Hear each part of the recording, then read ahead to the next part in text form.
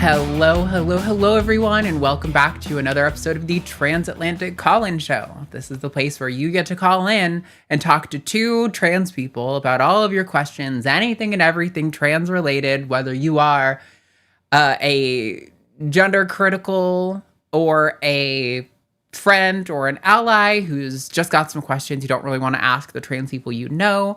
We're happy to talk to you. We're happy to take those questions, and we will do our best to answer them from our perspective. I am your host steering the ship today, Arden Hart, and with me is, of course, Luxander. What's up, Lex? Hello. My partner is forcing me to watch Dan to Dan. So that's kind of what's going on with me right now. Nice. I'm caught up, I think, on that show. It's a little... There's a thing with anime where, like, none of the characters look... Like, when they're teenagers, they all kind of look and act like adults. And when the characters are adults, they all kind of look and act like teenagers. Like, there's, like, a homogenization of everyone turning into, like, a 20-year-old. And so sometimes that show, I'll be like, this is funny. And then I remember they're, like, 15-year-olds talking about the things they're talking about. And I'm like, wait, actually, this is kind of weird when I really think about it for too long. But by and large, it's funny. And the animation is really good. And that's mostly what I like watching those shows for. I love the animation. So, yeah. I think it's really well produced. It's definitely weird, but that's kind of, I think, what people like about it so much. Yeah, for sure. They're leaning into the, like, quirky, like, sex humor of it all. I want your banana organ. Yes, I want your banana organ. Just talk about balls. And I'm like, what is this show? Very weird. Yep. Anyway, this is not the topic of the show. This is not an anime show. So yeah, if you guys want to call in, please do. The number is 720-619-2288. We do have lines open at the moment. We'd be happy to take your calls. Yeah. So, gosh, I mean, I guess we'll just jump right into the poll. My brain is like farting out on what my script is supposed to be.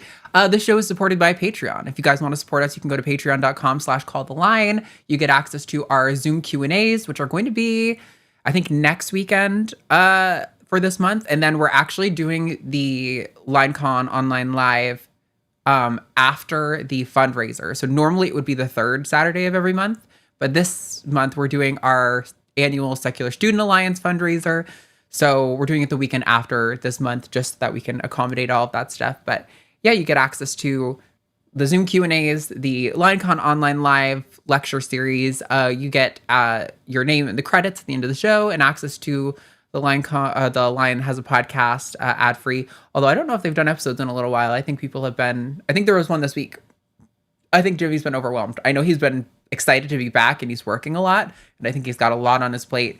And if you guys don't know, Morgan also left the Line for his own reasons. I don't need to like spill the tea or anything, but he was just ready to go. And so Luxander is going to be coming on as our new producer. I get to be the voice of God. Yeah, that's right. But that also means that in the meantime, there's going to be, some training going on and a little bit extra work on both Jimmy and I on a month that is like really busy for us. So excuse us if not everything is super flowy this month. We're doing our best to make sure everything goes off. Anywho, if you guys don't know, on this show, we like to do a poll just to kind of tap into what's kind of going on in the news regarding trans rights, and to give you guys some sort of incentive to call in on a topic. Maybe if there's like kind of, we've done the sports call a lot. We're happy to do the sports call again, but this kind of gives you an opportunity to maybe bring up something a little more relevant to like the current events. Anyway, this wasn't last week's poll. We didn't have a poll last week because there was a serious thing that went down. So this is from 2 weeks ago. It reads, should gender affirming care be guaranteed healthcare benefit for federal employees? 88% said yes and 12% said no. And based on my quick read through of the comments, I didn't go that deep. I'm sure there's some people who sincerely are like, no, I don't want this healthcare covered at all or whatever. A lot of the no's were people who are saying, all people should get healthcare. All healthcare should be covered. Like, our audience likes to do this to us, where they're like, I'm going to outsmart the poll and say the one that I know they don't want me to say, because I have a way to make it the better, the more left-leaning progressive answer, the more pro-trans rights answer. I'm side-eyeing you, chat. Yeah. You're in trouble. I want you to know that I'm disappointed. I get it a little bit. Our audience wants, they like to throw down. Anyway, so this week's poll reads, should the DOJ violate the Second Amendment rights for trans Americans over last week's tragedy? And we're not going to dig. Yeah, we're going to hold off a second to talk about it, and we're going to bring it back up. There's going to be a poll going in the chat so you guys can vote, and we're going to look at the results and talk about that after a few calls. But we're not fear-mongering. That is the thing that's happening. So we do have a couple of calls that have been screened here. So we're going to talk to Jess, pronouns he, him, in California. Oops, hold on. Sorry, my system's all messed up right now. I'm trying to get this set up for calls. We're going to talk to Jess, pronouns he, him, in California, is a parent of a trans child trying to figure out how relationships work for them. So, Jess, you are live on the line with Arden and Lux. Talk to us. What's going on? So, I had a question because I'm a parent of a trans man would be, and they have a boyfriend. So, what is that exactly? Yeah. I like how simple and straightforward that question is. That was great. Yeah. I mean, trans people can be either gay or straight. So in that context, typically we would describe that as like a gay transgender man. Because like your gender identity doesn't really have anything to do with whom you're attracted to. And I think it can be confusing for people because that like every word that we use to describe whether you're gay or straight, like it always implies your own gender. So like if a man says I'm straight, like that the fact that he's attracted to women also reflects back on him being a man. But yeah, so in this case, yeah, a transgender man identifying as a man who's attracted to men is just a gay trans man. Okay. Thank you. Because I've been meaning to call and ask. I was just confused on the whole situation. And I'm ultra supportive, but I don't want to get it wrong, so to speak. So yeah, I don't know. That's why I figured I would ask you guys before I got any deep conversations with them. Totally. Yeah. No, I appreciate you calling in and trying to feel a little more educated before you talk to your kid about it. I think that kind of thing goes a long way in showing that, like, you care and you want to be sensitive to what they're going through. So that was very, very kind of you. Thanks, Jess. Yeah, no, I always, I just figured you guys would be the ones to ask. Right on. But thank you. Yeah. If you have any follow-ups, we'll be here. All right. Okay. Yeah, if I get any other questions, I'll call you guys. Will do. Thanks, Jess. See you later. Bye. Yeah, bye. Damn, I love when a call is 30 seconds long. What are they? They're gay. Oh, okay. Got it. Call over. Yeah. Yep. Nice. Yeah, no, that was great. Generally when people call in, I expect they're gonna like give some pushback or something or like elaborate on their ideas, but I appreciate that he was follow-up like, questions. Like, okay, cool. Nice. I mean, if you think about it, when you're attracted to someone, right? If you are in a bar or a gay club or like some, hobby club that you do, you're usually not attracted to someone's like biology, right? You're attracted to the person that you're seeing there and how they're sort of presenting themselves and how that reads to you.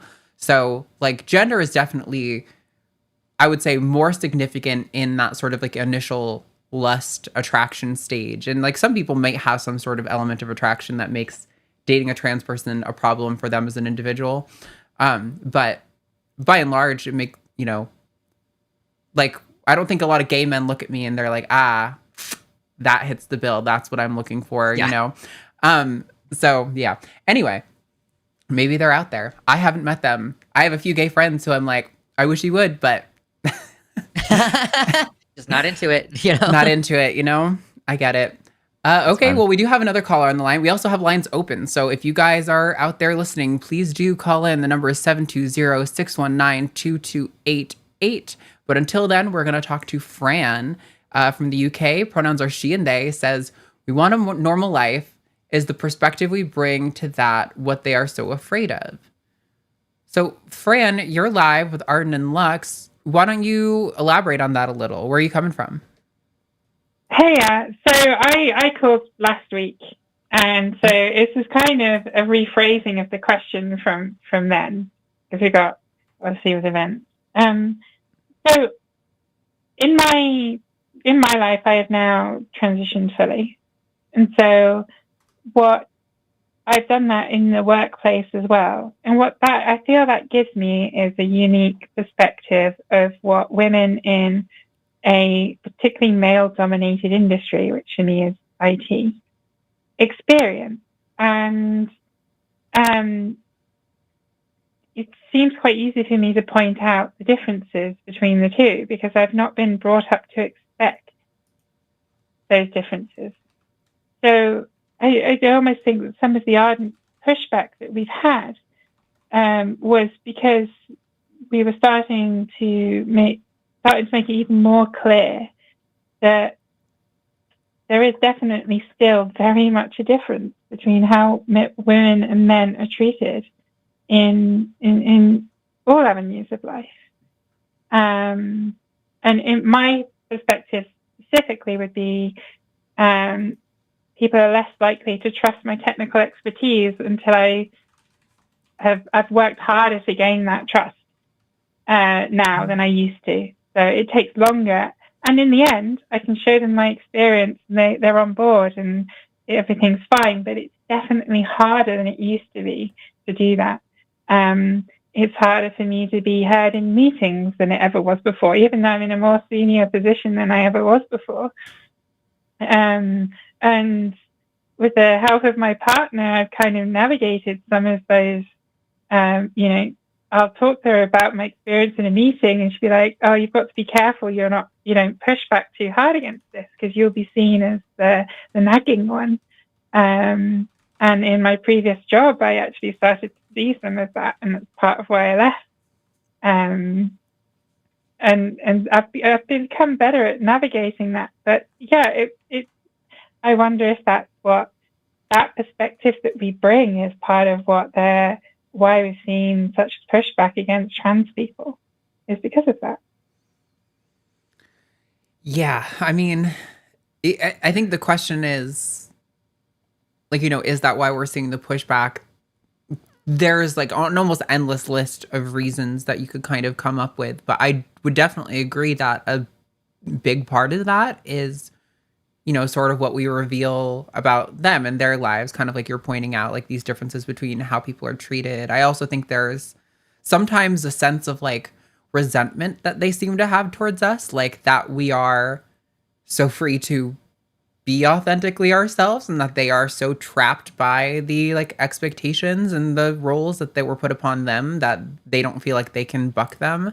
And so there's kind of almost like a sort of resentment sense towards like, I don't know, I guess like the freedom that we don't get a lot of freedom, but that's how it's perceived to them, to be like authentically ourselves. But yeah, there's like so many roads that lead to the sentiment that we have been seeing towards us. And I think that's definitely one of them. I don't know, Lux, do you have more thoughts on that?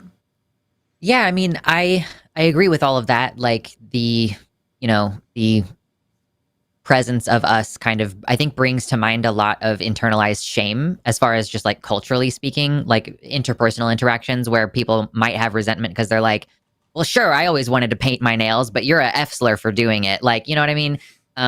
But really more significantly, like if I'm looking at it from a more like broader sociological lens, I do think that the existence of trans people who transition, and especially trans people who can assimilate, it represents like a fundamental threat to patriarchal norms in a way that like that could be part of why there is an institutional backlash. Oh, I just realized I haven't changed my calendar to September yet. Anyway, so yeah, I do think that like for a somebody who is perceived to be a man to transgress into a female role, or the opposite way, it like represents a pretty fundamental challenge to like a pretty integral belief system, like that underlies a lot of patriarchal systems that like they just can't function if you can choose to relinquish male privilege, or if you can acquire male privilege through transition, if you can transition away from misogyny or toward misogyny,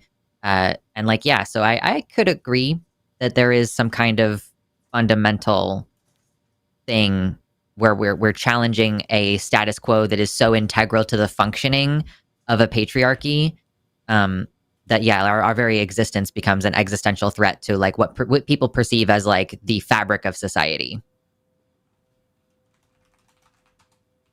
The certainly in answer to the kind of the show question is, I don't want to be in the news. I don't want to be some kind of political topic. I just want to live my life without drama and just be me, and get on with it, and just get on with my life without this existential dread of someone coming in and just going, no, you can't be you anymore. So yeah, that's what I would like. I just, yeah. Yeah, for sure. I totally hear you. Like, somebody actually asked me recently, like, what would I be doing if I wasn't doing all of this activism stuff? And I was genuinely like, it's hard for me to really know, because so much of my life I have been like pretty passionate in activism, and not just exclusively trans rights stuff. Like, I've always been kind of probably more of like a progressive lib kind of thing for most of my life. And so like I probably would still be doing a lot of this to some extent, but like I don't know, it's really hard to know, because I feel like I have felt my life so frustrated by how pervasive their little intrusive fingers are into my life and the lives of other trans people. And I like think back on my childhood and like how difficult things were for me because of the cultural sort of sense towards trans people and stuff like that, and where I was like, I just don't want other people to have to go through that. Like, I want things to be normalized to where people can really evaluate very clearly for themselves who they are, who they aren't, what they want and what they don't want with regard to like their gender and expression and all of that. And yeah, so I don't know, it has possessed my life, and I do want them to just leave me alone. And genuinely, if we got all of our rights that we're asking for today, I don't know what the fuck I would do with my time. Like, I think I might go like live in a cabin like away from society for the rest of my life and be like, I just like want to farm and be away from people, because like I don't have to like fight for my right to exist or whatever. But yeah, I mean, I don't know. It's frustrating. They find a way to victimize themselves at every level of this. Like, how often I see atheists, say something to the effect of like, you can't force me to see you as a woman or something like that. And I'm like, I don't want to force you to do jack shit. Like, I genuinely want nothing to do with you. Like, I don't care if you see me as a blonde woman. Don't talk to me or about me. Right. Like, you can see me however you want. Just leave me alone is kind of my mentality on it. But instead, they feel the need to advocate for laws that make our lives more actively difficult. And that's kind of what my frustration is. Like, just go away. Like, if you want people to stop talking about trans people, leave us alone. Like, you genuinely didn't know us. We were like already in the bathrooms around you until like Trump started talking about it. And now it's all you think about. So that should be concerning to you, right? We were there the whole time. It was just you were told about it. And now you're like, what? Oh, it's so dangerous. Yeah. I saw some speculation on Blue Sky. Sorry, go ahead, Fran. I'll let you respond. Go ahead. I was just saying that Section 28 was what I grew up under in the UK, where you couldn't mention anything LGBTQ. And that, I think, contributes a large part as to why I could only realize who I was in my early 30s. So now we're seeing a revival of that in terms of speaking about gender issues in the UK. This is new guidance coming in where teachers will not be allowed to talk about the validity of gender expression and such here. And it just seems like we're playing the same story in this country as we did 25 years ago.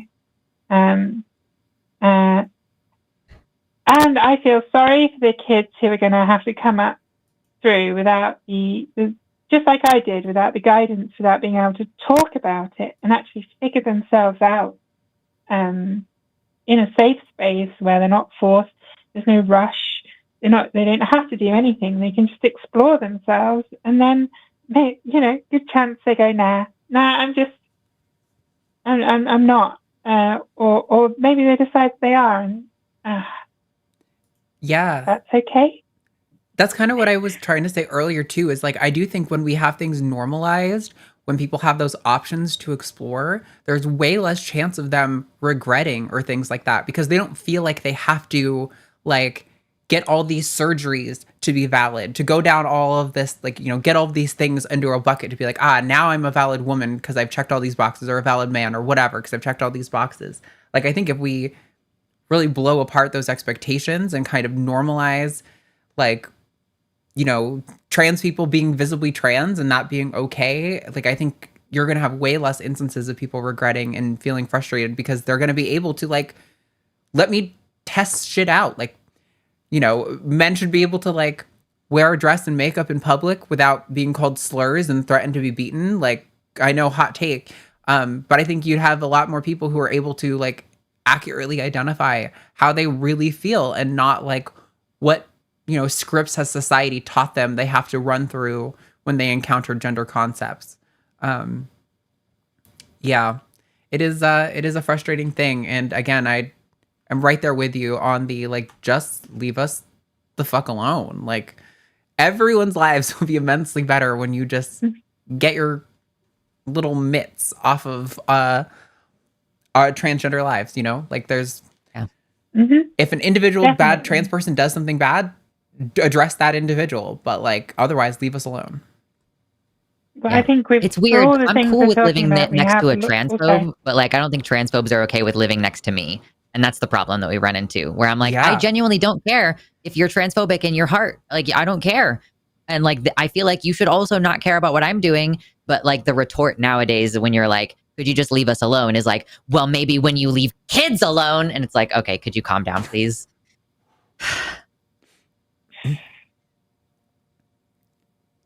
Yeah, I think that kind of answers my question and what I had to say about the topic. So thank you.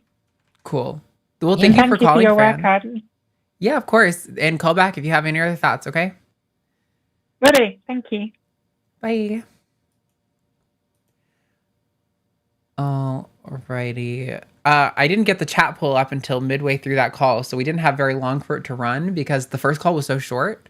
Normally I count on, like, the introduction to the first call and, like, letting the co-host talk to, like, get my little things up in the chat, but I didn't have that time, so it hasn't been running for that long, but we're gonna look at the chat, or the poll anyway. So to review again, this week's poll reads, should the DOJ violate the Second Amendment rights for trans Americans over last week's tragedy? So Lux, do you want to, like, kind of info dump on this one? You shared the articles that we kind of posted relating to it. This was just me, like, on my Blue Sky this morning going, uh-oh. Every morning I check Blue Sky and I'm like, has it happened yet? This was, like, the opposite of what I wanted to wake up to today. Also, first of all, though, everybody, you better hit that like button before I get into this poll, okay? It's quick, it's easy, it's free, helps you support the show. Okay, cool, thank you. So question, should the Department of Justice violate the Second Amendment rights for trans Americans over last week's tragedy? Last week, we saw a lot of right-wing influencers talking about how, like, OMG, the transgender menace, these people are mentally ill, they should be put in inpatient, whatever, like, they shouldn't be able to own guns, blah, blah, blah. And, like, just incredibly ridiculous claims about how, like, oh, the majority of mass shootings now are being conducted by trans people. I'm like, bro, 5,291, I think is the number, over the last 12 years, and, like, 5 of them were a trans person. Yeah. Do you want to guess what the dominant gender group was? So I was, like, worried a little bit about what was going to potentially happen. Like, there does seem to be a correlation between what the influencers are calling for and then what ends up happening soon after. And I think that's, like, literally partially because the line between influencer and politician is becoming so blended that so many influencers are talking about politics and so many politicians are on social media. Yeah. And so we are now seeing this morning that apparently the Department of Justice under Pam Bondi is looking at how can we prevent trans people from having guns. Pam Bondi falls a little bit further. She does not fall completely in line with the expectations for Republicans' attitudes towards gun control. When she was in Florida, she successfully raised the age of like who could own certain types of guns. I don't know exactly what it was, but like in many places you can't purchase a pistol unless you're 21 years old, but you can purchase a rifle at age 18. So it was something along those lines. After the Parkland shooting, I believe she successfully changed that. But Florida Republicans are currently attempting to change it back. So she does kind of fall out of step with Republicans on being an advocate for more gun control. This is one thing I was thinking about, was that like the article you sent me was like real White House officials making these statements, right? I think they even said something like, I don't want to mince words, like we're talking about trannies here or something, like, sorry, trigger warning to chat. Something like that, it's too late. Listen, this is a trans show. I'm a trans person. I dropped the T slur in privacy in a reclaimed way. And this is what they're saying about us. Yeah, this is like, what they're literally saying. Conversation, yeah. However, in the past, like in Trump's first term, he tried to pass like a bump stock ban. And that was actually shot down by the Supreme Court, if I remember correctly. I don't remember what the arguments were. So there might have been a special circumstance, something about the way he did it that was particularly problematic. But it seems like this Supreme Court is very, very friendly to 2A arguments. And a lot of people in the 2A sort of, you know, who are just focused on that, like pretty exclusively, tend to be like libertarian a lot. They tend to oppose restrictions even on mental health bases, like any red flag laws or anything like that. And so if any such EO or law is passed, I'd be curious to see how that would land in the Supreme Court, because like this really tests what is their biggest value, right? Because the Supreme Court has ruled against trans people in a lot of cases, and they've ruled in favor of gun rights in a lot of cases. So when those two things come up and you kind of have to pick one over the other, I genuinely don't know where I suspect the Supreme Court would fall on that. Like, my instinct is to say that they would fall on the side of 2A rights and that they would be against the ban, because it would just like open up, not because we want the T-slurs to have access to guns, but because it would open up the door for too many other restrictions, I'm sure would be kind of the argument and mentality. But yeah, it is. I would be really interested to see, not in like a this is fun way, in like a morbid curiosity, because we live in the worst fucking timeline way, to see how the Supreme Court would rule on this. Yeah. But yeah, no, I do feel certain it's going to go that direction too. That we will. I think that it's going to be implemented and that it's going to have to go to the Supreme Court. I do not share in your optimism, however, about the outcome of that. Yeah, I don't even know that it's super optimistic. It's just more like a gut instinct, but like, and a curiosity. Yeah. I really don't know. Like, I'm genuinely kind of perplexed, because that would really put some core tenets and values of these institutions in a diametrically opposed position. So I really don't know what they would do. But yeah, I mean, it is concerning. Like, you're talking about these influencers talking about, you know, mass internment of trans people. And like, this is something that was, you know, a high degree of concern. I don't know to the extent to which it's explicitly mentioned in Project 2025. I know they did mention, like, you know, wanting to frame transgender-ness as pornographic and make pornography illegal. But like, what they would do about it is not super clear to me. It seems like mass internment would make sense. But yeah, I mean, this is part of why, like, and this is, you know, not to do a nod to other internet stuff going on, but this is part of why, like, when we have these influencers who seem so close to politicians and seem to have such knowledge and influence over policy, why being very open about our funding is really important. And like, I'm not here to pick sides on the, like, this Taylor Lorenz drama or whatever. Like, I think Wired does good reporting most of the time, but like, this is why, like, being super transparent with like where your funding is coming from is super important. I don't think anyone opposes left-leaning Democratic influencers with getting money. That's obviously a good thing. We're vastly in need of an apparatus that can compete with the right wing, but also I think some of our values are doing things in a way that's healthy or good. And like, I saw one girl who, or I don't know their gender, one person who was in this whole debacle on that thing, who was like, oh, we need to take the money and then we'll fix it after we win and get the power. And I'm like, it's a little cringe to me. I'm not sure that ever works quite that way. Like, power tends to corrupt, you know? When you take the power to stop the power, it almost never goes that way historically, like never, ever. But I love the optimism. Yeah, I was going to say, I love that for you. But yeah, in the poll, it looks like people said 97% said no, 3% said yes. I mean, a lot of people didn't know what 2A is. 2A is just like the shorthand for Second Amendment rights, gun rights in America, basically. And like, I do also want to say, and this is maybe going to sound like a slippery slope argument, but there is like a couple of different ways that this could go moving forward. Like for me, this in particular is probably the scariest escalation directed specifically at trans people, because like, I mean, it's like, okay, so if they say that it's illegal for us to own guns, are we then going to have to give them up? And then like, if they go further to say like, we are defective mentally, which is the criteria for which somebody cannot own a gun legally, then like that does potentially justify further encroachment and like involuntary internment in asylums. Like they've already been talking about that and going on and on about how trans people are mentally ill and unstable. So if it becomes federal policy that trans people are mentally defective and mentally ill and a danger to society broadly, such that they cannot own firearms, and like we would assume that there would also be implications from that of like, oh, therefore cisgender people who are on antidepressants. No, I don't think that's how this works. I think that they're just going to say, LOL, no, it's the trannies specifically. And like, of course, we wouldn't harm the rights of white men who happen to need Zoloft. So I'm like worried about that. And then like, also I was wondering, how does this work in homes where there are cis and trans gun owners? Like I am a gun owner. My partner is a gun owner. If I have to give up my gun, does my partner have to give up his guns? Like, can I sell my gun to him? Like, probably not. And then like, I've also seen speculation that this could potentially be a step on the way to a more broad ban on firearms, because I don't think the administration really gives a shit about white men's right to own guns. I think that they want to have a dictatorship. And so like, I could see this being a step on the way to not just cracking down on trans gun ownership, but on Black gun ownership and female gun ownership. Like I'm reminded of the BoJack Horseman episode of like, we are going to find out, does California hate women more than it loves guns? And in that show, they did pass like strict gun reform because women were broadly starting to carry firearms more often. And it's like played like a joke, but like, LOL, that's the life that we live now. I hate it here.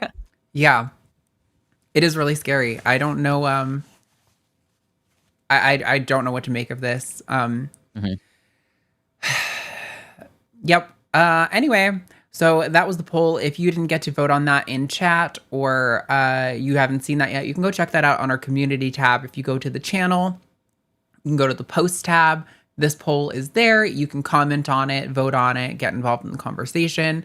Also, again, while we're here, hit like and subscribe. It's free. It tells the algorithm that you want that more people should see this. And so it's a free way to help us massively. So please do consider actually hitting the like and subscribe button. It really does make a difference in the channel. It's not just a way for you to boost our ego where we're like, ooh, like people hit the like button. Like it helps the algorithm big time. So although I do like it. So I'm not going to lie about that. I do like when number go up, burr. Yeah, it does make dopamine machine go burr.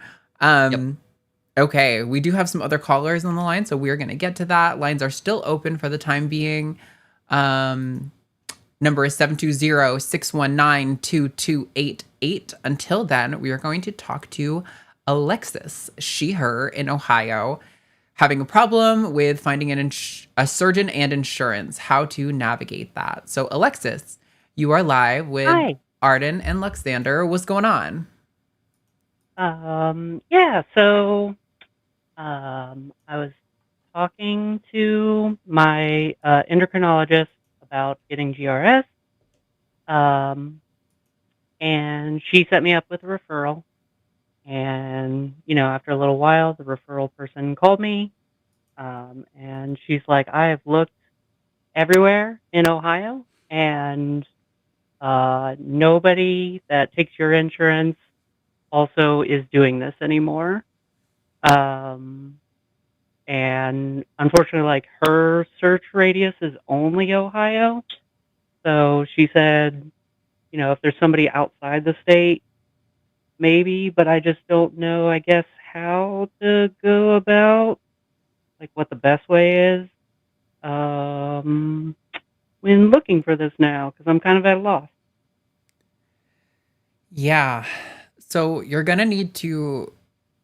I mean, listen, I'm not somebody who's an expert on this at all. So, like, take all of this information with a grain of salt. I'm definitely far from. I have struggled with a lot of the same things that you have and not really knowing what to do about it. A lot of the times when somebody isn't like in network and in state, you can still go out of state or get an out of network surgeon and then get reimbursed for that. But it is complicated. It's usually going to involve you calling the surgeon's office, asking them if they do that. If a lot of offices will have like a insurance advocate on their team whose basically job is to call the insurance company sort of on your behalf and give you that kind of information. So it's worth asking like any surgeon's office you call if they have that kind of service available. And that usually it's going to involve like filling out a specific piece of paperwork, submitting a letter, often in the snail mail because, you know, I don't know why our systems are the way they are. And then them either approving or disapproving coverage, which that ends up turning into like an endless battle and you appealing and then them eventually caving. But I mean, these systems are like, we have good data on this. Like, I think United Health has like an automated AI system that denies like claims like this. That's, you know, they're trying to get money for their shareholders in a lot of cases. So they're like, even a company sued, I think, United Health for not denying enough claims recently, or that was the headline, whether or not that's actually how that looked in reality. So I mean, they're not going to make it easy on you, and I'm really sorry to say that it is a endless battle of frustration, and that's why I think a lot of trans people go through the like GoFundMe route, like let me get community funding because then I can pay out of pocket without having to even deal with the insurance company, and it's not coming out of my pocket necessarily. You know, it's like a community like funded thing. So I think those are kind of the ways a lot of people go with that. There's also medical debt you can get into, although I would definitely advise you to be very careful about that. Pay a lot of attention to like the interest rates and things like that. But there are plans out there where, you know, if you have like a $20,000 surgery where you can get like 15,000 of that covered by a medical creditor, and they will have you do installments over a period of time. I don't know, Lux, do you have any other advice? I tried to hit all the things I know. I mean, the only thing I could recommend is like if there's and there should be in Ohio like a local LGBTQ resource center or like a trans resource center where they might be knowledgeable about like, because I'm sure you're not the only trans person in the state of Ohio who's trying to get surgery right now. So I am not. If they have resources for like, this type of insurance could also work out of state. Like sometimes there's like flexible rules where they'll let you go to a different surgeon out of state. Or potentially getting out of network coverage. But that's the only thing that I could potentially add is just seeing if there is a resource center that can point you in the right direction. Yeah, so just sounds like so much hard work right now. Yep. Just because it's finding, somebody who does it, finding somebody who does it well, which is a whole nother thing, researching all that, then trying to call their office, then going through all this red tape. Oh my gosh. Oh, So and much feel free fun. to shop around for insurance. Like if you need to get a secondary form of insurance temporarily to like cover this care, like that's also an option. Yeah. Okay. I feel you though, Alexis. I mean, this is like part of why they want the system the way it is, right? They can spend less money by putting so much red tape in front of you that a lot of people will just say, fuck it, I won't get the healthcare that I need. It's too expensive. And that a lot of people do that, which often will like in the long term be a bigger burden on like our financial systems because now they have complications to account for as well that are like needed to be covered by insurance. But our systems are not built for people. They're built for money making. So yeah. And like earlier this year, at the beginning of the year, I actually got FFS at OSU.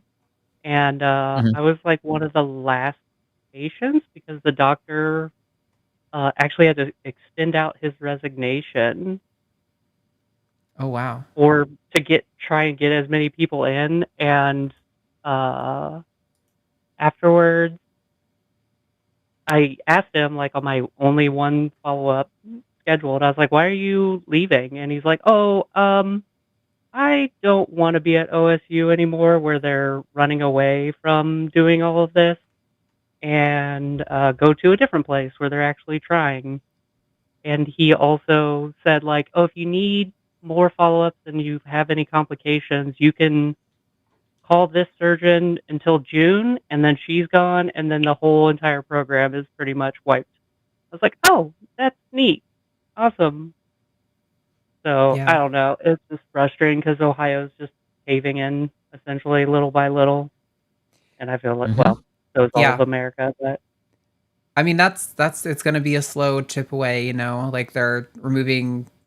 I mean, and it's also always couched in this thing where it's like, oh, we're going to make it so insurance companies aren't required to do it, where it's like, that way they can kind of point to like, well, we have this one insurance company that let like one trans person get a surgery this year to pretend like it's not completely restricted when in reality, like functionally for 99% of trans people, it is just unavailable.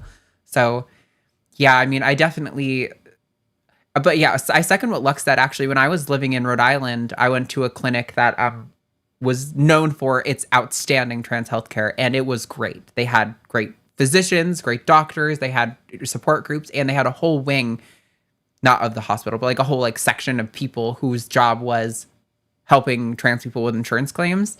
And those things are definitely, I've seen those in a lot of major cities. So yeah, good luck. I would definitely recommend starting there. And then, you know, if you have any tips, if you find a little bit of success and you want to be like, hey, actually this method was what really worked for me. I'm sure our audience would love to hear anything like that. yeah, or if somebody's already gone through it and wants to just call in later and tell me, For make sure. my job easier. But Yeah. yeah, thank you so much. Of course. Thanks for calling, Alexis. Talk to you later. Bye. Bye. Bye. All right. We have a couple more Trying to get calls your here. surgeries done while you can. It's like I completely understand why so many people are like, "Can I please get this done now?" Yeah, it's. I think I've said before, both live and like in private between shows and stuff, that I've had a lot of hesitation for like all that money that came in from like my GoFundMe. I still have. I've had a lot of hesitation on like pulling the trigger on a surgery, mostly because I don't know. I really don't know what that's going to look like in the world that we're moving into. And like part of me thinks like we're saying like, oh, like I should do it now while I still can. And I think that's probably the one that will lead to the least amount of regret. But also, I have just heard a lot of horror stories, even when in the good times, where doctors didn't really know what they're doing. They don't really treat you right because they kind of view surgified genitals as like, oh, that's scary. I don't know what that is kind of thing because they don't see it all the time, which is like almost fair. But, not, it sucks when you are the person with them. And in the world we're heading into, that sounds even more scary. So I don't fucking know.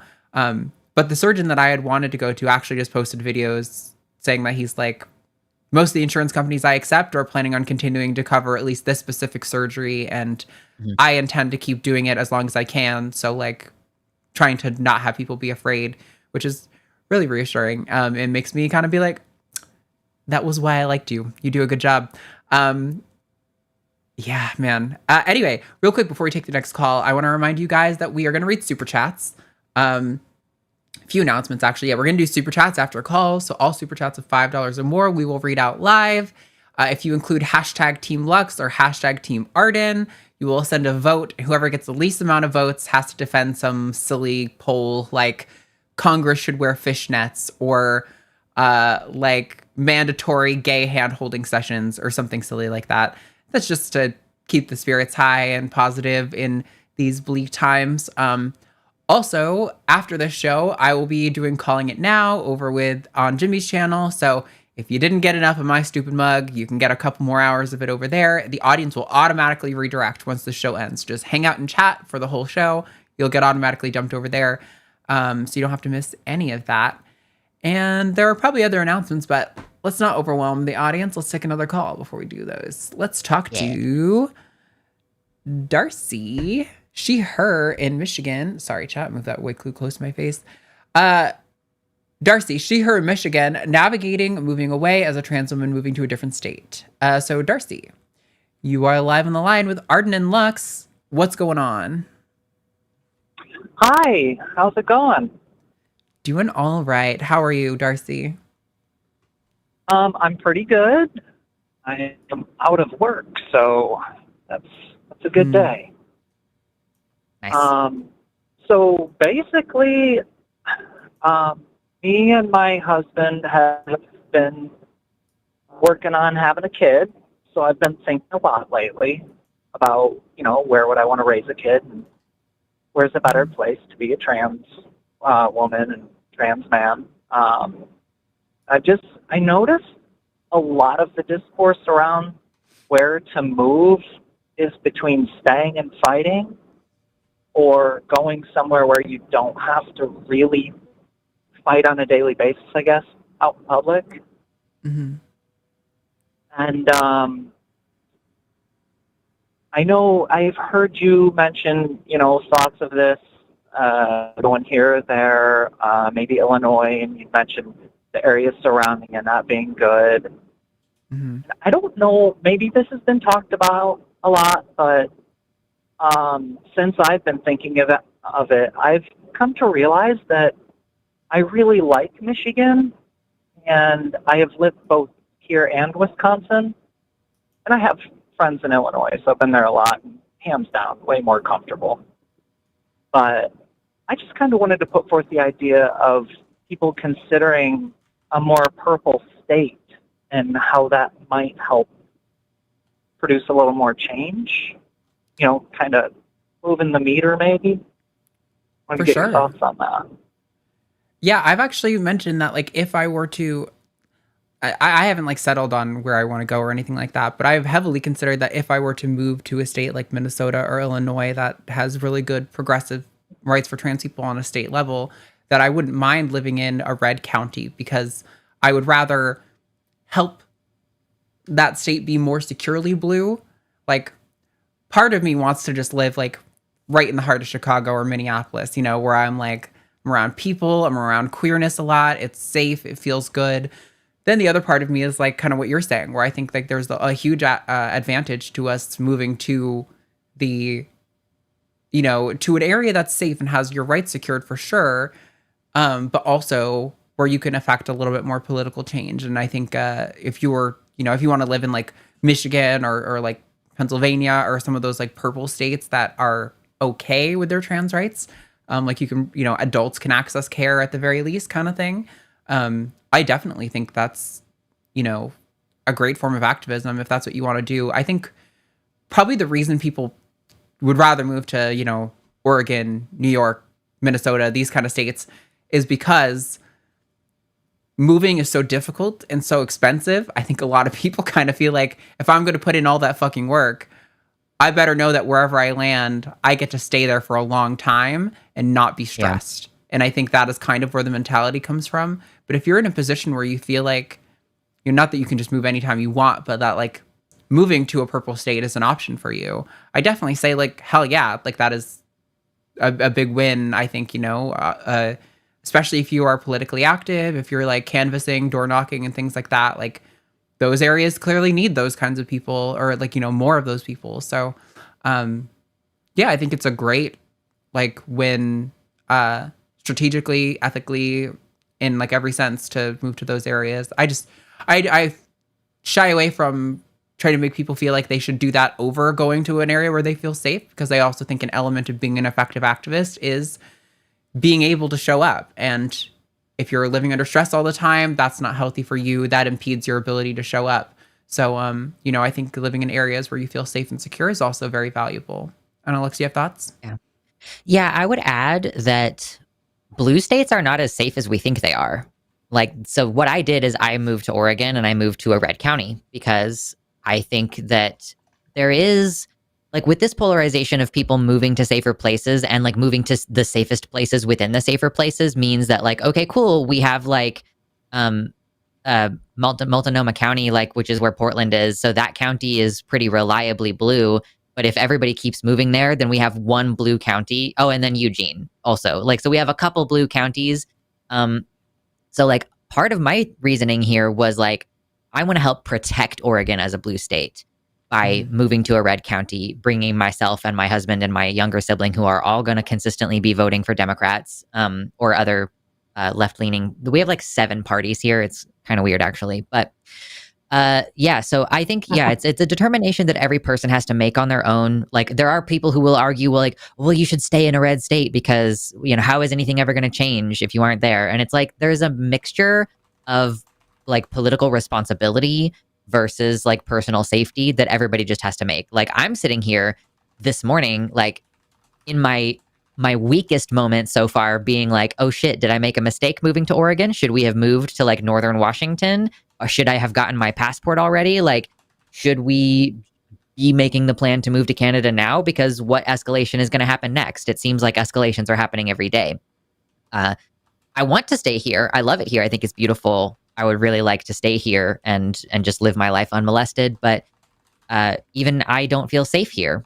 And it's not because I have run into any mean people in public or any transphobia in public or anything, but just because now, like, the thing that I predicted was not going to happen. I was like, what is he going to do? Send in the National Guard? LOL. Right. Hindsight is 2020. So that has completely reframed my predictions moving forward, given how dramatically incorrect I was about that one in particular. So even in a blue state, you're not going to feel safe. And even if you move to another country, you're probably still not going to feel safe because everywhere else is also doing this conservative backlash right now and cracking down on trans rights. So what the answer is basically is, like, there is no right answer. Everybody just has to choose where they're going to make their stand and choose how much of a stand they're going to make versus how much they're just going to try to live their life. And yeah, like, I can give you ideas about what is a safer place to move, like, but everybody has to figure that out on their own. Yeah, no, absolutely. I just wanted to dig into the topic with somebody and get some different points of view because I know, I know where I land. I don't really want to tell anybody else what to do. But I don't know. I just know that the both of you have done that kind of thinking and a lot of talking about it. I thought it'd be nice to dig into the details because on your point about the National Guard, that's one thing that I've thought about lately is I've actually almost felt a little more safe being in a purple state because I don't think it's, I wouldn't expect them to send them in here. But, like you said, your prediction didn't go all that well, so why should mine? Yeah, we do not know what is going to happen next. These are unprecedented times where political predictions are often falling flat. I guess unless you're predicting it's going to continue to get exponentially worse week by week, in which case those people, they need their cookies and their medals because they are correct every single time. Yeah. Well, another reason I wanted to call out Michigan, honestly, is that I don't know what the two of you experience in your calls, but I know I don't tend to see a lot of really good representation for Michigan as far as how it is to be trans here.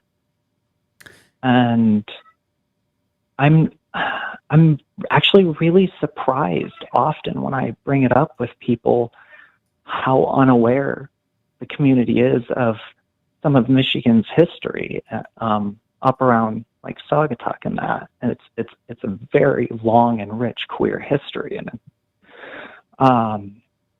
it's, like I said, it also has, a population problem. I think I talked to the screener about that, it's a low population. And I guess personally, I feel that there's something to work with there, but Yeah, I mean, I think You know, in almost every major metropolitan area, there's a lot of queer history. I'm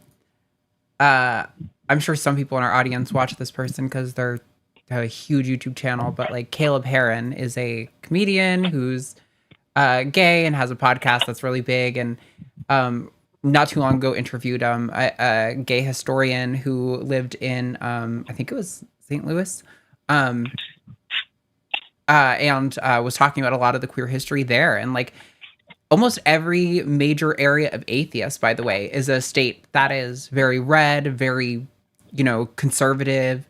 Like a lot of the major atheist organizations are in the Bible Belt and Texas, right? Like and it just makes sense. Like these areas where the restrictions are high, you often get a big resistance movement. So it doesn't surprise me that, and Michigan is very purple. It's been blue a lot of times. It's been red a lot of times. Like I don't think Michigan is clean blue or red either way, but I'm sure there's lots of good areas in Michigan to live in. I mean, like, Detroit is a very popular city, so it wouldn't surprise me that there's lots of good queer culture there. And I think it also is worth pointing out, like, even in conservative states, like, I think most of the time, these kinds of anti-queer laws aren't really enforced regularly. The problem is that they can be enforced, right? Like, they're there to make you afraid to use the bathroom, to make you afraid to engage with the public so that they don't have to see you as much. It's not about like most of these cops and judges don't really want to spend their time litigating a queer person in a bathroom, right? Like that's kind of a waste of everyone's time. And I think we recognize that, but it's there as a tool for them more than anything. Like, yeah, I don't know. That's kind of where my thoughts are on that. For sure. Yeah, thank you. I definitely get it. I have to cross over to Indiana to go to work every day. I get to see two sides. So, I guess, that's about all that was on my mind. I just said, you had open lines, so figured I'd pick your brains a little. Yeah. Thanks for calling, Darcy. We appreciate it. Yeah, you two have, I can't get on Super Chat. Can I make a vote? Hashtag Arden, whether you take it or not. You have to double shift. Spiritually, we'll count it. Yeah, it counts in our hearts. Thank you so much for calling, Darcy. We appreciate you. You have a good day, okay? You're welcome. You too, thanks. Bye. Okay. We do have a couple lines open. I don't want to close the lines quite yet because we're going to try to go to 5 o'clock, although the lines are slow today. I'll tell you what. We need a spicy person. I saw some people in chat earlier, like, malding, like, call us. Come on. I've seen people in my comments too. Like somebody actually today commented like, I think this is bad for children. I would like to talk to you about this. And I was like, bet, call me at Q&A line, like at 2 o'clock. And they never do. Javon's posted a couple of shorts of he and I from like some of our shows we've done together, and his Instagram blows up. So I've been getting just nonstop, endless comments. And there's like 2 or 3 people who have for like 2 weeks been in this comment section, just nonstop arguing with people. And I'm like, it's funny how you guys never call in. Like I got a private message from someone the other day who was trying to like ask if I knew that I was trans and not cis, basically. But they framed it in a way that was a lot more not okay. And I was basically like, call in. I don't do the back and forth in debates. I don't do the back and forth in my messages or in my comments. Like that's not what I'm here for. Free. Like that's not what I'm trying to do with my free time. Right. And it is frustrating, but real quick before we take the next call, so okay, I have 2 options for our punishment, okay? And I need a third. So what position should the hashtag loser defend? Your options are going to be mandatory drag show quotas. Okay. Meaning every year you have to see a certain amount of drag shows or you get arrested. Or whatever. I don't know. You can interpret that how you want. The second one I have is the National Guard in furry suits. Okay. If they're going to be invading our cities, throwing people to the ground, they at least need to do it in shame, and they need to do it in a furry suit. Not that I think there's anything wrong with wearing a furry suit, but I think they think there's something wrong with wearing a furry suit. I have some very compelling things I could add to that argument, but I'm going to save it.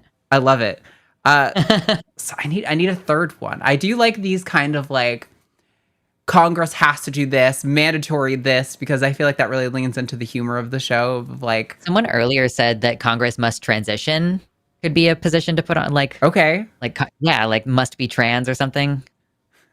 Congress must be trans. Yes, I love it. All right. Yes. What's the schedule for the next week? I always forget to do it until the very end of the show. Yeah, that's a good call because most of the audience isn't there at the end of the show. We actually have an episode of Cus I Wanna tomorrow, and that's going to be with John Gleason and Unquestionable Calvin. I don't know him, but he's apparently got a decent TikTok following, and very much aligns with our values and kind of what we do here on the line. The early Sunday show is going to be John Gleason and Austin Archer at 2 p.m. Central Time. It'll be Forrest and Javon at 7 on the Sunday show after dark. Skeptalk this week. That's Monday at 6 p.m. Central Time. That's going to be R and Ra and Justin from Deconstruction Zone. It'll be Alyssa and Taylor on Chewed Gum. We don't actually have Matt's guests sorted for this coming Wednesday yet. I've sent out a couple of requests and I've been left on red.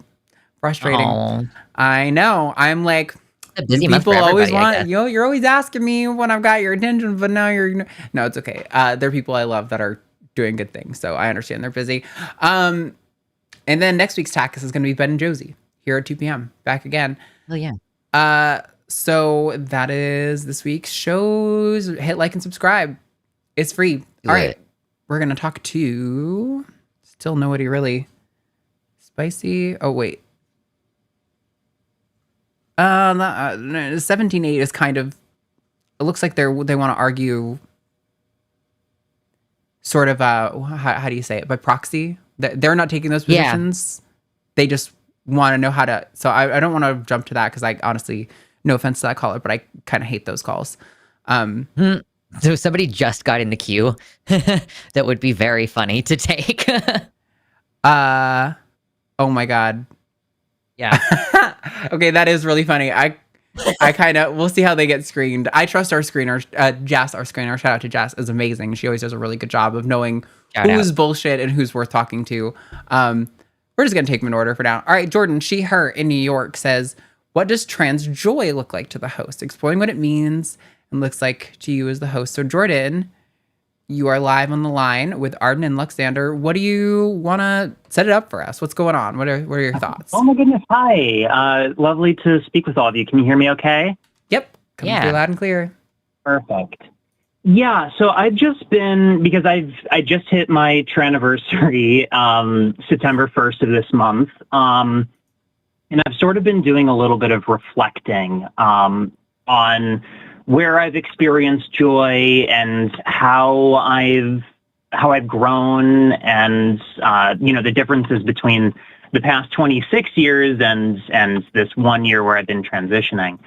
And I came to sort of realize that my schema for trans joy is being around other trans people and being accepted by other trans people, like having a good time with other trans people. And same with my definition for feminine joy. It's being perceived unquestionably as a woman and existing in society in those roles. And I just feel like my sort of way of looking at it is a little toxic. And I just sort of want to see where the two of you, who obviously have been little further along on your journeys than me, just to see what you define those things as, so I can just think a little bit more about these topics and how to maybe get a healthier version of them. Yeah, you want to start? Oh boy. I mean, I guess, so I came out when I was like 15, and I've been through a lot of different permutations of like what my gender expression is, or like how I feel about myself and my body and my gender. And for me, like, I'm at this stage in my life where like the things that bring me joy are things that are mostly happening like irrespective of gender. I mean, like, I don't know. I guess like I'm wearing makeup now and I'm like getting more into skincare, and that feels like a queer resonance. But like because I was assigned female at birth, it's like technically the opposite of where I should be finding my gender joy. But it is just like fun and like artistic, and it's a little hobby, and it's something for me to like spend money on. And also I make public appearances all the time, so I might as well care about my appearance more than I used to. Yeah, I don't know. Weirdly enough, though, like when I paint my nails, that makes me feel like a boy. This is boy stuff for me. I do not understand it, but I'm just like, look at me being all Brian David Gilbert or something. I don't know. The vibes are just weird. Like, I don't know. So where do I find my gender joy? Is like painting my nails. There's a lot of like edgy, I feel like the sort of like goth, edgy kind of like scene guys did a lot of like nail painting back in the day. So I see where you're coming from. Yeah, and it feels like queer boy energy to me too. So I'm like, and like all of like I have a lot of feminine mannerisms and behaviors, but for me that's all contextualized in a like more on the like I'm a gay guy spectrum of stuff. And so like when I'm being cunty, like some people probably will perceive that as just like hyper femininity from an AFAB person, but I'm like, no, this is me being my queerest self. You don't even understand. Yeah. So I guess that's where I'm finding my trans joy nowadays, is just like enjoying doing things and not really worrying about whether they are gender, but then discovering gender in them, kind of. It's weird. Yeah. I think I've said this recently too, but I really value like kind of being included in like a girls' night out kind of situation, doing like when I'm like I can tell that I feel like I am trusted and integrated into like the girl group kind of vibe. That really gives me a lot of trans joy, and that's where I definitely feel super comfortable, because it's like, I don't know, I feel like when you are a trans woman, there is a sort of energy that you get, and not in like a woo way, like you're just kind of like reading subtle signals kind of way, where cis women will sort of, they want to signal that they're accepting, but in doing so, they kind of otherize you and make you out to be a little bit of a freak, where it's kind of like, oh my God, like you look so, your makeup is so good. Teach me how to do my makeup. Like, oh my God, you like look more feminine than me, kind of like a way of talking to you. That sucks. But I've had lots of experiences where I was just like out with some girlfriends, and like I was just like, wow, I'm really like included in the girl group, and that is so meaningful to me. Like when my friends got married, this past November, even though I was technically on the groom side for the actual wedding, I got ready with the girls, and I spent most of the morning with the girls getting ready. And that was just like so, I mean, I love those people in general, like very deeply, very special day. But like, yeah, I think those things make me feel like I'm, like that's kind of what I was looking for. I feel like when I was growing up and I was trying to do boy things and being included in boy groups, I felt like a fraud. And I was like, oh my God, they're going to know that I'm a giant queer kind of mentality. And like, it was a lot of performance and trying really hard. Whereas being involved in the girl groups just feels so natural to me. I'm like, I don't feel like I have to think. I'm not overthinking. I feel like I can really relax when I'm in those environments, because that's where I feel very natural and included. So yeah, that's kind of where I get my joy, I guess. How about you, Jordan? Yeah, so I mean, I'm definitely very much the same way with deriving my joy from other people a lot. Like here in New York City, I'm part of a sort of trans visibility collective, and just hanging out with all sorts of people that when I was, pretending to be a cis boy, I gave those sort of groups space in sort of an idea of being a good ally. And, such a good ally that you stay as far away from the trans people and the queer people as possible. So being part of those groups has really been joyful to me. Just sort of being seen and expected, especially because I'm not super outwardly queer. I'm sort of a normie, but they have, just as much love for me as they do for anybody else. I definitely need to find a girl group, really, I guess, but it's difficult finding new friends in that way. But, For sure. Yeah. No, so it's just I am curious though if there's any joy that you derive just on your own terms, on your own time, just sort of like what Lux said with painting nails, like that, because I think the issue where I'm coming from is that I haven't really found those types of joyous experiences on my own terms, on my own time by myself.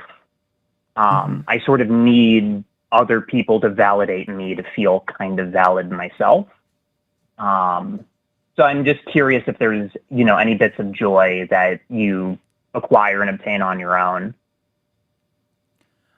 I mean, I don't know. Similar to Lux, I like doing my makeup and stuff like that. I think those things can make me feel like I'm like putting a little effort into my appearance and like in a way that's fun and creative and artistic, and those things are really nice. But I also don't think there's necessarily anything wrong with getting a lot of your validation from other people. Like, we're a social species. Gender is very much something that is constructed between individuals. And so I think it makes a lot of sense that we derive a lot of our validation. Like, I think it's important to have your self-worth come a lot from your internal, like, I know I'm a human being deserving of being fairly treated and all of that stuff. But I think it's okay if your validation and your joy comes from other people. Like, we're a social species. We evolved over millions and millions and millions of years to have very complex social relationships with other individuals. And so I think it's perfectly normal and healthy to derive that sort of feeling from that like source. I don't think you have to feel like you're getting it from other people. Like, if you were on your own, you'd be like a fraud or anything like that. Cause I think maybe I'm wrong, but that's kind of what I'm reading from like that sentiment you're expressing. And maybe I'm totally off base, but yeah, no, I don't think there's anything wrong with that. There are little things, but I don't know. I think I work a lot and I'm in my office alone a lot. So most of my joy comes from when I'm like, oh my God, that's right. I'm a human being. I love spending time with other people and feeling like I'm not isolated and like I have friends who care about me, in this world where we're being ostracized so much. It's good to have those reminders that like you are valued and that like people see you and they like that you're around and they want to spend time with you. I think all those things are really, really important to our well-being. So, yeah, I don't know. Yeah. I mean, I would just add to that, like, do stuff for yourself. Like I dress up and like I did my makeup yesterday. I didn't do anything yesterday. I like did a very similar makeup look because I was like, oh, I've read a little bit. I now understand what exactly my eye shape limitations are and like where I need to put the emphasis and stuff. I'm like, ChatGPT, please explain to me how this fucking works. And so like this is now the second day I've done it, and this day I feel like I did a little bit better, and I'm in public today. But like, I guess I did stream last night, but I did it early in the morning, like just for my own benefit. And like I've been like wearing cute outfits and being like, okay, well, today I'm going to wear this skirt. Like, I'm wearing a skirt right now. I'm not going anywhere today. You can't see me past the boob line. So I'm not doing that for anyone but myself. So I would say, and it's also a matter of your attention. So it's not just doing those things for yourself, but taking the mental space to be like, this is I don't know, like sometimes I use like some vaguely religious language around this because I think it emphasizes the significance of the action, but like creating like a sacred space for that like attention to be directed toward yourself and going like, this behavior that I'm doing, this action that I'm doing in a loving gesture toward myself is like holy, or like is like my way of expressing my like spiritual love and attachment to myself. Just like the profundity of taking time to do something loving for yourself. And it doesn't even have to be gender specific. It could be like, I'm cooking myself something tonight, even though I'm home alone, I'm going to do this for myself. Or like, I'm going to take 10 minutes and go outside and just look at the trees and absorb the fact that I am doing this because I love myself and I deserve to take the time to like care for my body and my well-being. And I think that just does a whole world of good for people, regardless of the gender stuff, but mix in the gender stuff where it fits. No, that I feel like the puzzle piece just sort of fell into place there because, I mean, I guess it's just the era that I've come up in since I came out in the September before, everything went to even more shit than it already was. So I guess just coming up in that era, I suppose is what's been challenging for me. And it's just been, like a checklist. It's like, well, we got to get these things. We got to get the passport done before, Big Orange comes into office. And then we need to do these things. And then a lot of my friends needed similar help. They didn't know where to look to even like start getting on, an insurance that would help them. So I sort of just felt myself falling into those roles and, helping others in the way that nobody was really there to help me. And I guess there is a joy in that too. Totally. Helping people get to where they go. You have to refill your cup though. If you keep pouring into others, you got to take the time to step away. Yeah, I guess that's just sort of what I've discovered in calling in today. But no, that was really profound. The just, I guess, being more mindful around the things that I do for myself, because I do these things. I get dressed, I put on makeup, I go to places. I'm getting electrolysis done now, which is incredible. But I guess I just need to take a little bit more time to sit and think about that in a positive way. Yeah. It does make a difference, as dumb as it sounds. I definitely it really does. Like, even just sort of starting to think about it now, I'm like, there's all this self-care that I'm doing that I haven't really acknowledged. Well, anyway, thanks for taking the time. It's a pleasure speaking to the two of you for the first time after watching this show for a couple months and deriving the joy from it. And while I personally don't like to listen to the spicy callers, I'll turn you over to a spicy caller. No worries. Have fun tearing them apart. Thanks, Jordan. Yeah. Have a good one. Appreciate the time. Thank you so much. Bye-bye. I like what you were saying kind of about treating some of those things with a little bit more reverence. It makes me think of if anyone's read For Small Creatures Such as We by Sasha Sagan, Carl Sagan's daughter. I'm happy to report I met her this year, and she is a real one. She has not fallen into the atheist trap of being a fucking transphobe. She's super cool. And I read her book before I met her. I absolutely loved it. And it has a lot to do with kind of the giving reverence to ritual as a secular person, and kind of how just like rituals are very much a part of like the human experience and like kind of meaning making, and that you can derive a lot of like joy and self-worth from kind of having those things. But also a lot of those things end up being kind of with other people to a certain extent. So, I am going to close the lines. Our screener is probably going to need to run. And even though I was kind of hoping we could fish out a spicy call, it looks like we didn't get one today. So that's all right. We're going to talk to the people who were willing to call in. And thank you to everyone who was willing to call in.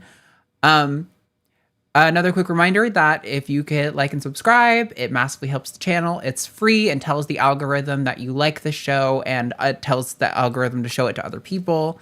And then we're going to read super chats, and any super chat of $5 or more, we will read live. If you include hashtag Team Arden or hashtag Team Lux, that's a point. Whoever has the least amount of points has to spend 2 minutes defending whatever position wins in this poll in chat right now, which looks like it's going to be National Guard and furry suits. Yes. Which honestly, I love that. That was my favorite one. I thought of that on the fly, and I was like, that was mostly because you were referencing the National Guard. Mm-hmm. And I saw someone in a furry suit this past weekend at a Oddities Expo, and I was like, it was like nobody else was wearing a furry suit, but also this is like the place where kind of like the freaks and the outcasts of society gather. And so I was like, it makes perfect sense that you would come here. Yep. So it was just fresh on the mind. The Renaissance Festival. I'm like, wow, that's brave. It's so hot.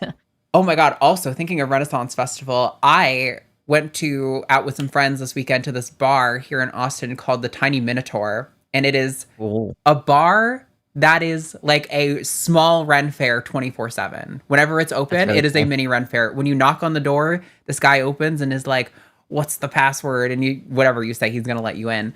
That's fine. But then he's got all the employees are in full garb.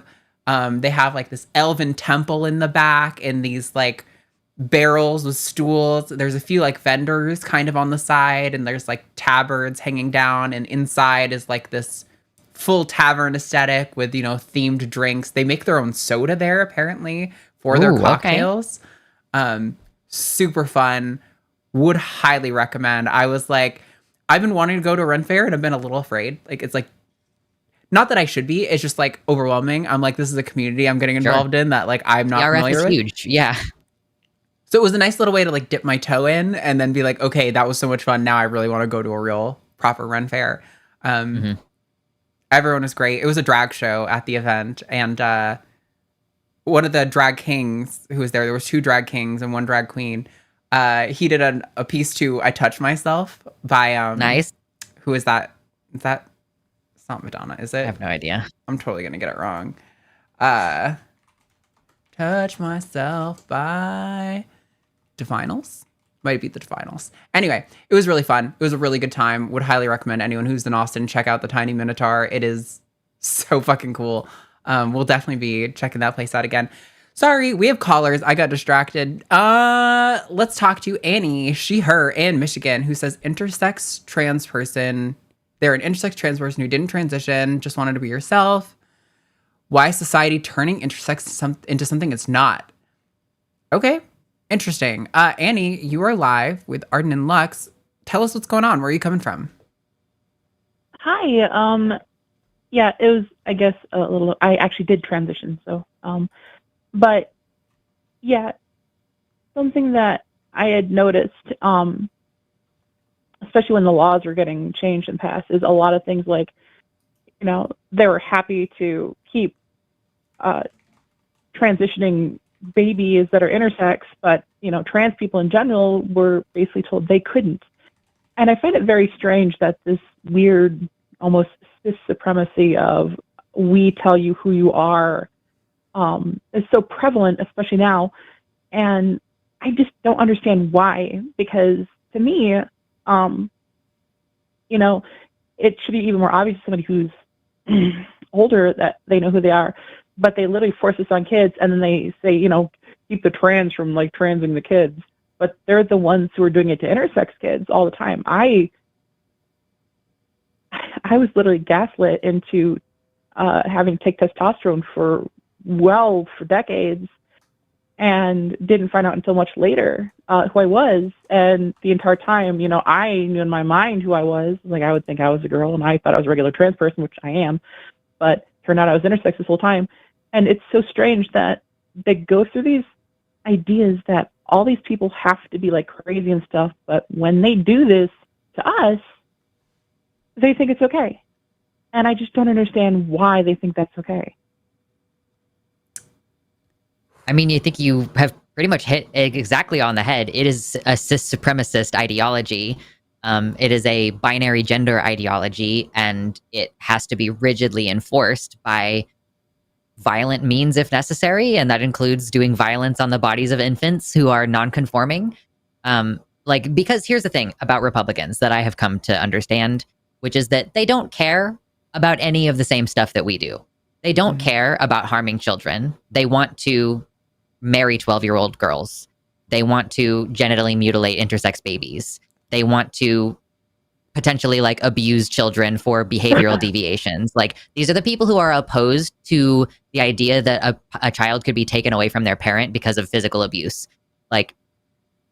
So I just don't think, I think that the way to put it in your brain to make it make sense is to just reframe your entire understanding of this to be like, they want to hurt people and cause suffering. They do not care about the well-being of children. Children are just numbers to them that represent a future economy. Which is like a depressing thing, but also I think that it's like, as far as radical acceptance goes, like, we have to be able to radically accept the reality of the premise being produced and like start calling people out. And like, are you like, why are you going to tell me that you care about trans kids transitioning when you're sitting here like supporting the guy who wants to marry a 12-year-old, or like, you know, the pedophile Epstein list bullshit going on right now? So yeah, I mean, that's how I've just started. You know, anytime you're like, this doesn't make sense, it's because it's like a misunderstanding of their values or trying to apply our own values. And I completely understand the impulse to do that. Is like, I don't understand how you could possibly have those priorities and values, but you do. Like, so I just have to accept that there are people who don't care about people's well-being. Yeah. I think also, it kind of makes me think of a few memes that have been going around lately, which is kind of to the effect of what Lux is talking about, where you're like, they're saying, oh, protect the kids. And you're like, oh, like against like abuse, right? And they're like, no. And you're like, oh, okay. Against like gun violence? And they're like, no, no, no, no. And you're like, like, you run down the list of like issues that it could be. And then you're like, oh, you want to fuck kids is what's going on. And they're like, yeah, Totally. yeah, that's pretty much what it comes down to. But yeah, I mean, it's interesting too, because conversion therapy as it relates to gay people, they have a harder time pushing back against this because this is like really well established in the literature. But like it's defined as therapy with the intention of the patient ending up straight, right? It's not like it's like they're necessarily hooking you up to like a electric chair situation and like buzzing you every time they show you gay porn. Like that might be a thing that happens, but that's not what it is in and of itself. Like the primary goal, it's just therapy with the goal of making you straight. And so it's really interesting to me that when it's not just immediately like when we know how harmful that is, that we don't just immediately go, oh, we shouldn't be trying to force people to fit a mold. We should probably just kind of like let people exist and accept them for, the natural variations within humans and like make their life as easy and healthy as possible. But when it comes to intersex people or trans people, like all of that information is out the window and they're like, no, it's perfectly okay to do therapy with the goal of making you cis. It's perfectly okay to do, medical interventions with making you like standard binary sex phenotypes. Like it's just, I mean, this is power protecting power, right? It's just, these are the power, like you both already said it. We have a cis supremacist framework in our society. And I just don't think that's going to change until we have some very radical shakeups to our power structures here in the U.S. Gotcha. Yeah, because like when I ever brought it up with anybody, they're like, "Oh, well, aren't you glad you didn't have to like deal with all these issues when you were a kid?" And I'm like, "What issues?" Like, "Oh yeah, you being like this weird freak or whatever." And I'm like, "Oh, I'm a weird freak now." Yeah. You guys had no idea what they did to me, and it's not better than how I was born. And I'd say it goes beyond gaslighting because I was literally abused into being a different person than what I wanted to be. But to put it in a short point, it's like, it's just beyond bizarre because, they feel like they're being like persecuted, especially like very Christian people around. And it's like, oh, well, I can't be myself. It's like, but that's what you're doing to us, and you can be yourself just fine.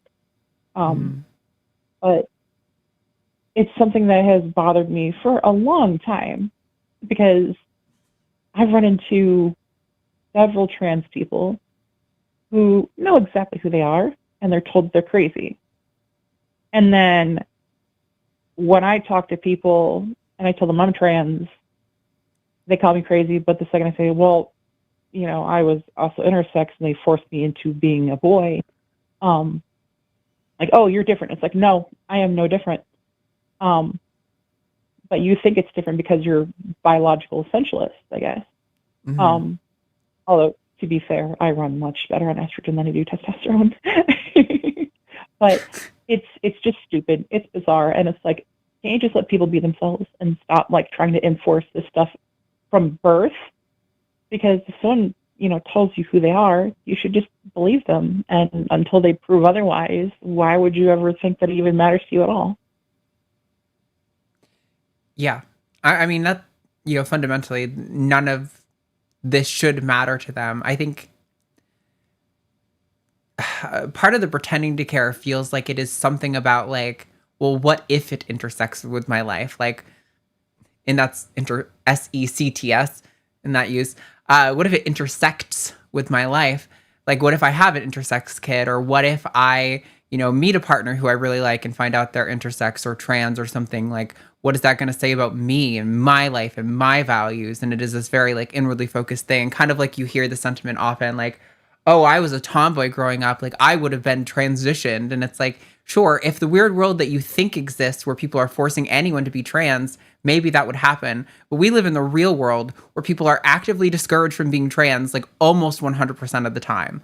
Like there is maybe a case or two that exists in the world where someone was encouraged to be trans, but it is overwhelmingly not the experience of almost anyone who deviates from the norm in any meaningful way. Yeah. And I do think it's also Do you wanna interesting hear how people say that? Oh, sorry. Sorry, it's like I think it's interesting how intersex trans people are sometimes granted a level of legitimacy that people, I mean, people who are otherwise endosex or unaware of intersex characteristics, like, I mean, Mhm. there might be a lot of trans men with PCOS, and that's considered an intersex condition by some people, but many people don't even know that they have it, especially if they're not having periods anymore. But it is really interesting how, like, in some areas of life, there is more of this, like, I mean, for you, Annie, it's like, oh, well, you know, they put you on testosterone. Obviously, you were born female and you were always meant to be female, and it was just this mistake or whatever. Like, a lot of binary language ends up getting imposed on intersex bodies in that way. But at the same time, I know someone who's intersex now on the East Coast who is a veteran and was a teacher and lost their job this year because of being intersex. And like, they're also non-binary, but that's more of like a happenstance kind of thing. Like, so, but they're just their existence as an intersex person who isn't like being very demanding on anybody on like language. It's just like a person who's assigned female and has a female name, and most people think that they're female, except, what's up with your facial hair? And then for them to lose a job where they were like in it for 11 years and really good at it and highly respected in their community because it was a teaching job, and therefore the government is like, we don't want you around students. So it's like even people who are born with variations that, you know, by literally any definition that is intersex, whereas, you know, sometimes people will be like, oh, well, trans people have like an intersex condition because of their brains or something. Like even the most the most legitimate version of an intersex person gets like treated badly or has their identity maligned. And it's just, because we are all subject, whether we're intersex or endosex, whether we're trans or cis, we're all subject to these pressures, and then like forced to fit into a specific kind of box of biology and behavior that is just obviously wildly untenable, but they're going to try their damnedest to continue enforcing it.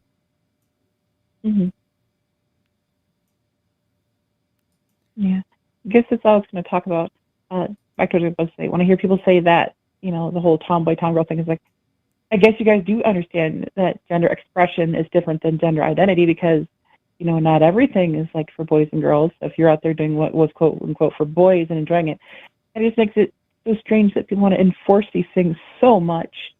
And it's just heartbreaking because this is like the least important thing in the world to be concerned about.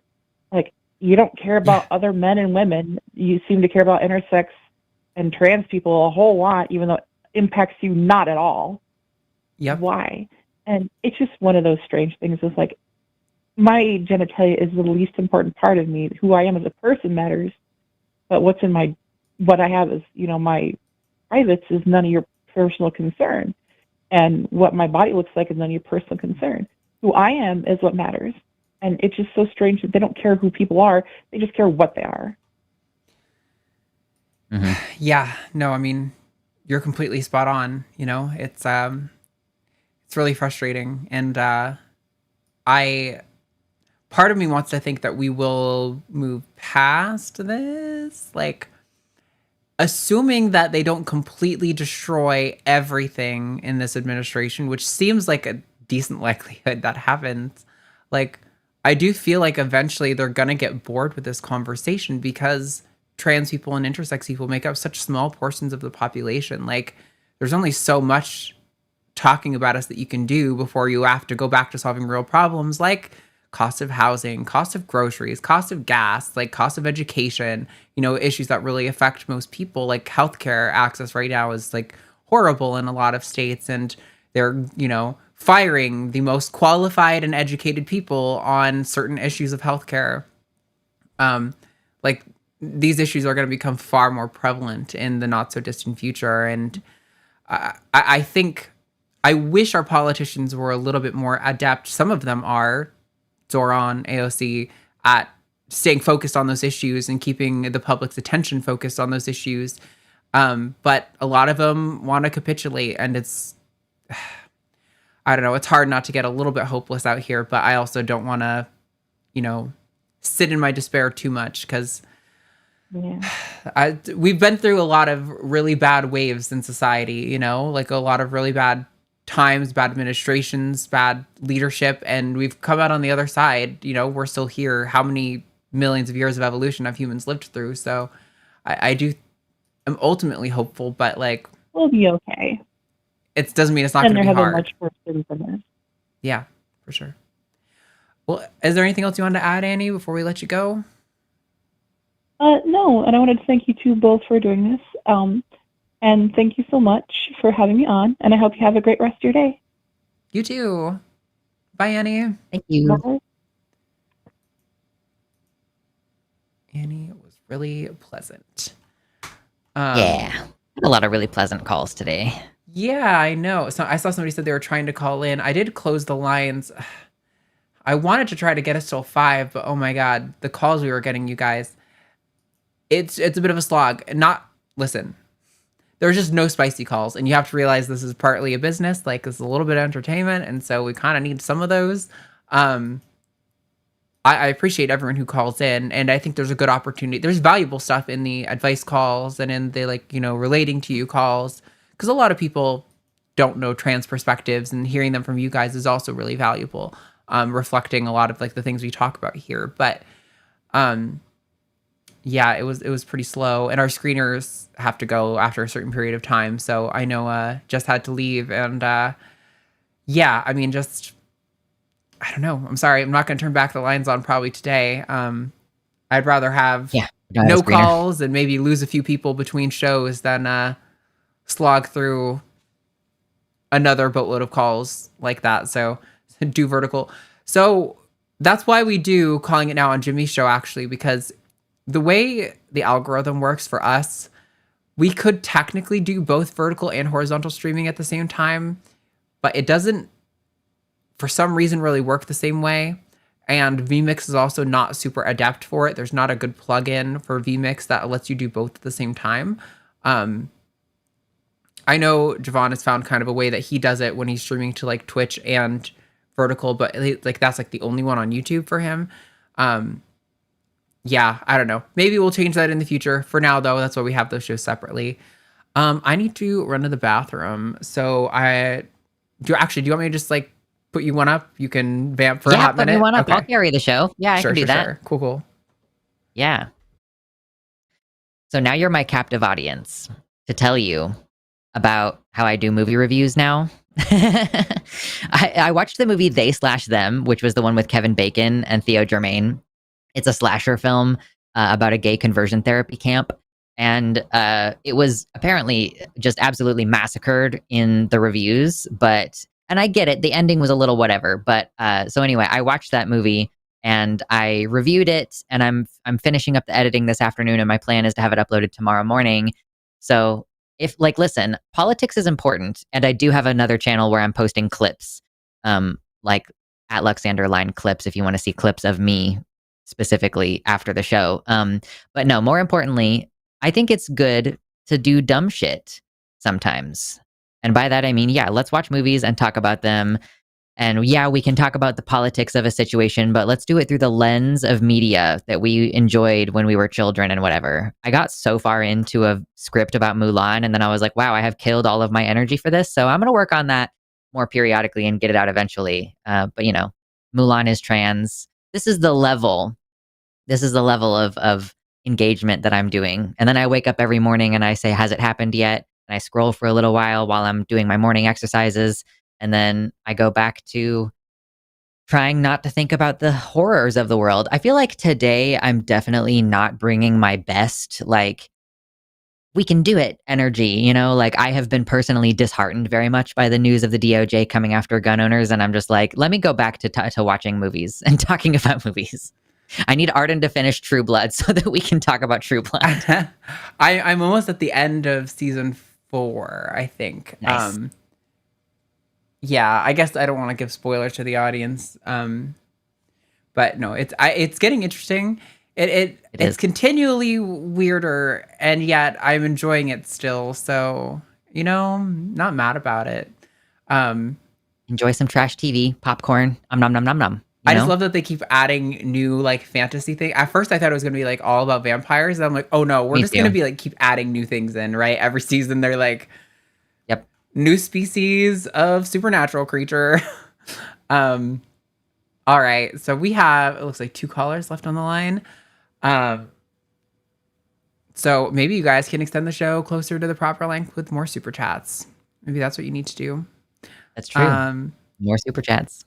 Although don't spend all your money, because also we're doing the fundraiser on like the 20th. So you guys got to keep some of that. Anyway, we're going to talk to Evelyn, they, out of Washington, who says, I'm calling to figure out how come at work as an educator, or how to come out at work. Wow, I can talk. Let's start that over again. This is for the clip, right? All right, Evelyn, they, in Washington, is calling, trying to figure out how to come out at work as an educator during these trying times. So, Evelyn, you are live on the line with Arden and Lux.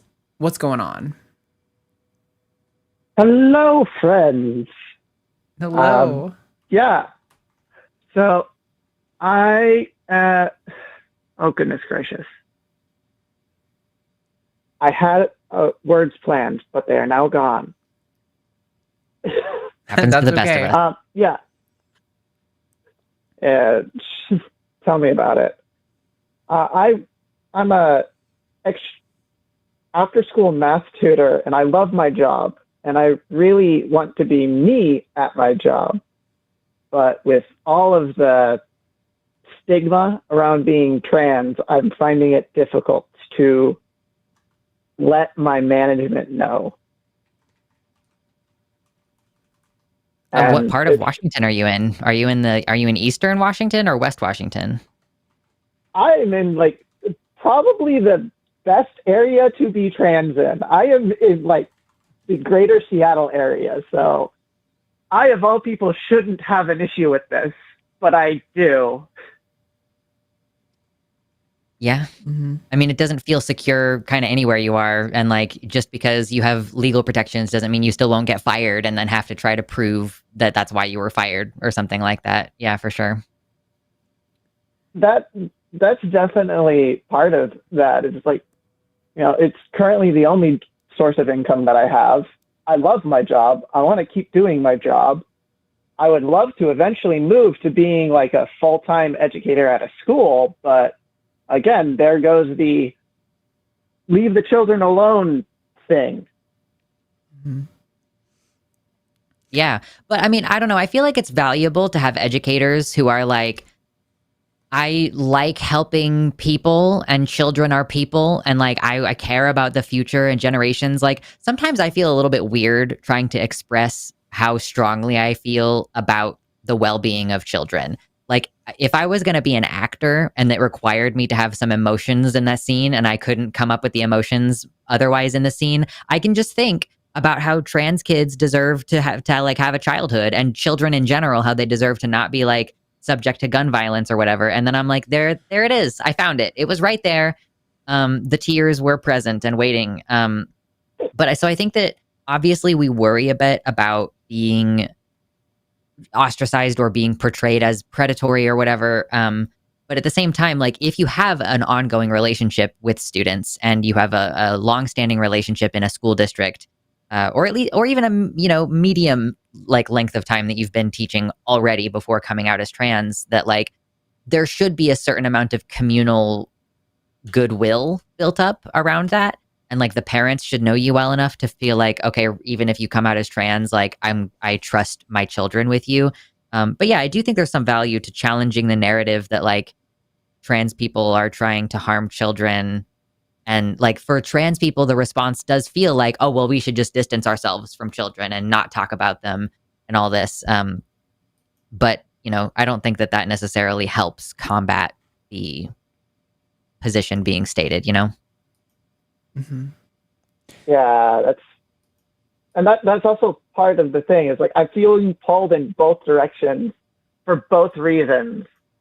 Like I want to challenge the stereotype, but I also don't want to feed into it. Yeah, I mean, I don't know. I think so. There's two thoughts I kind of have branching off of this. Is that like, you know, one is obviously if you want to do it, like I would say, like, you know, start creating like a paper trail of your communications with like your superiors and everything like that. So that way, if anything goes down, if you get fired or something, you at least have like sort of evidence to pull from to support like, you know, a legal case or something. I do think in Washington, you're in a good position to not have to face too much trouble for that. But the other thought is on like the being afraid of people misrepresenting you as some sort of stereotype. I definitely can say with that one, it is I mean, you know, don't worry about it is shitty advice, but I don't really know how much more plainly to state it because, like, you have to realize that the people who are going to do that no matter what you do, no matter how well you perform, no matter how great with kids you are, no matter how, like, respectful every interaction you have is, the people who are dishonest enough to frame trans people and queer people as predators are going to do it no matter what you do. They will contort the facts of reality to serve the narrative that they have already decided on as true. So to that end, I would say don't stress too much about people misrepresenting you to some silly end. Like that is just a fact of the world we live in, unfortunately. And I don't think there's anything that is a broader cultural change that needs to happen for that to stop. There's nothing any individual. It's part of the reason why I get the way I do with spicy callers here on this show, and I, you know, tend to get aggravated because no matter what I've done, I've been framed in the comments by people as mean and aggressive, and so I was kind of like, cool, good to know if whatever I do, I'm framed that way. Then I'm just going to say what I'm actually thinking and tell you how I feel in a conversation because it doesn't matter, right? And I feel like I've been more impactful since kind of taking that mindset. So to that thought, don't let that dissuade you. They're going to do what they're going to do. I would be more focused on, does your, you know, your school board, your supervisors, you know, your superiors, did they respect you and support you? Because if they do, then you're good. Just do you and be the educator that you know how to be, and it'll be great. But like, that is more of the concern is like, what are the people in power structures going to do? Because they can actually affect your real life, you know? But like, as far as appealing to the wrong people, there's no amount of contorting yourself that could ever make them respect you the way that you deserve. So I say just do you. Do what you know best and let the chips kind of fall where they may on that end.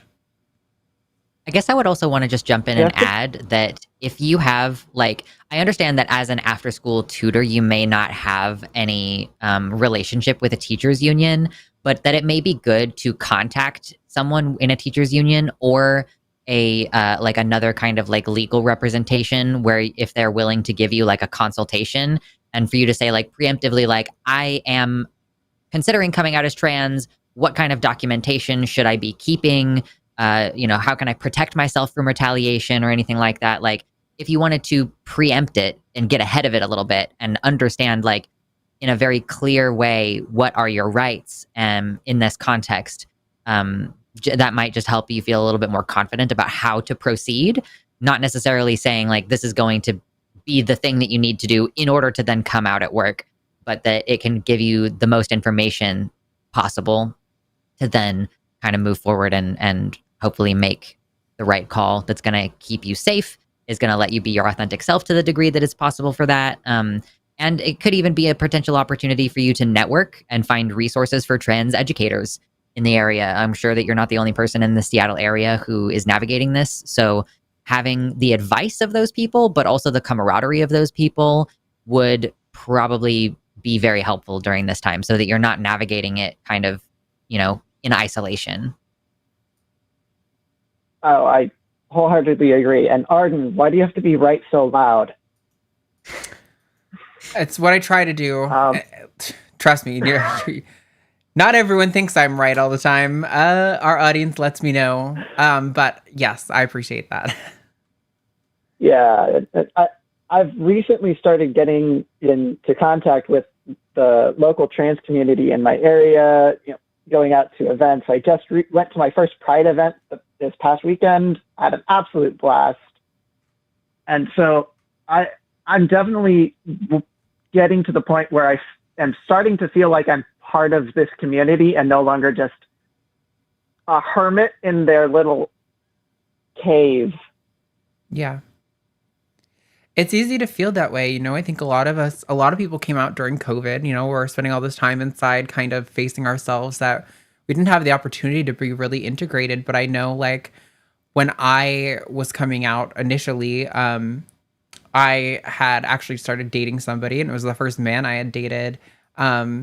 And he was a party animal. And if anyone who knows me knows I'm not, but like, it was a really good way to feel integrated into queer culture and queer spaces and queer communities. Cause I was like, everyone made you feel so welcome at a lot of these events, and like, it's some of the only places that like I feel like a lot of queer people can truly like relax and let our hair down and like kind of really be like, oh, cool. Like these are my people here. Like I belong in this space. And that's really valuable. Like, again, we're social animals. Like we really need that human interaction. And while your self-worth should come from inside, like it's very okay to get validation and affirmation and sense of belonging from being around people. And I definitely like, that's so important. We need that very much. Yeah, I'm starting to learn that, and I'm fighting off my social anxiety and doing my best to work through my internalized transphobia. Yeah, it's a slow process, but we're getting there. The more you do it, the easier it gets. You have to teach your anxiety that bad things won't happen. And the more often you go, ooh, I'm too anxious to go, there becomes a reward cycle that actually makes you more anxious next time. So the more often you can push through the feeling and get at least halfway to your objective, it's so much better for you mentally. Something that's been helping me a lot lately, get out more, has been thinking of people offering to do something with me as them like offering me free drugs. Yeah. Which probably doesn't work for everyone, but like, listen, I've partook in my time. I don't really do much now. I smoke Delta 8 because that's what's legal in Texas, but the high that I get after having a really good social outing with a friend is really intense. And I'm like, wow, I feel like connected. I feel belonging. I feel like revitalized. Because I'm also very socially anxious, very much an introvert and a workaholic. So I spend a lot of my time at my desk in my PC. And so, yeah, I've been trying to reframe as like, people offering to hang out as less the scary thing if I have to be with people and more of like, but also they're going to give me that really nice high I get of feeling connected and with other people. And like, they're offering me free drugs. So that's my mentality of going in. And it's actually been helping me a little bit to overcome some social anxiety. So I don't know if that works for you. Well, I don't know if that specifically will work for me, but I understand what you mean. Sure. Also, even if it would, you probably shouldn't say it because you're a teacher. So, not that anyone here knows you, but like, I don't know. I just think there's little tactics like that of kind of reframing how we look at these things that could be helpful. Because I do the same thing. Like Lux was just saying, like sometimes the more I try, the more socially anxious I get about it. And it is very much an exposure therapy thing. And I've gone through waves of this where like I trained myself, I got better, and then I isolated again for a long time, and then I lost all those gains, and then I had to like really kind of start from scratch with my social anxiety again. And it's hard, especially when you grow up as like a bit of an outcast. I think you learn to be comfy on your own and to be like, oh, on my own is safe, on my own I don't have to stress about other people. But then also you're on your own, and that's not connected, and that's also has a lot of negatives and drawbacks. So hell yeah, be a part of community. Yeah. It's very valuable. Definitely. And being homeschooled did not help. I'm sure. Anyway, thank you so much for the whole conversation. Yeah, thank you, Evelyn. I appreciate you calling, and good luck with your situation. Let us know if you're able to like successfully do it and you have any updates. Like, do this, don't do this. I'm sure there are other educators in our audience who would appreciate hearing that. And yeah, we'd love to hear an update from you. Yeah, I will happily call back with advice. Hopefully within the next 6 months, we'll see. Good luck. Yeah. No pressure. Live your life. Do what you got to do. Oh, of course, no pressure, yet all the pressure. Yes. No pressure from us. You've got enough on your plate. Yep. Yeah. I know what you mean. Cool. All right. Thank you. You're all wonderful. Keep doing Later, what you Evelyn. Thanks. Bye. It's too bad the lines are closed. There's somebody being silly in the chat. Oh, is this the person talking about shots?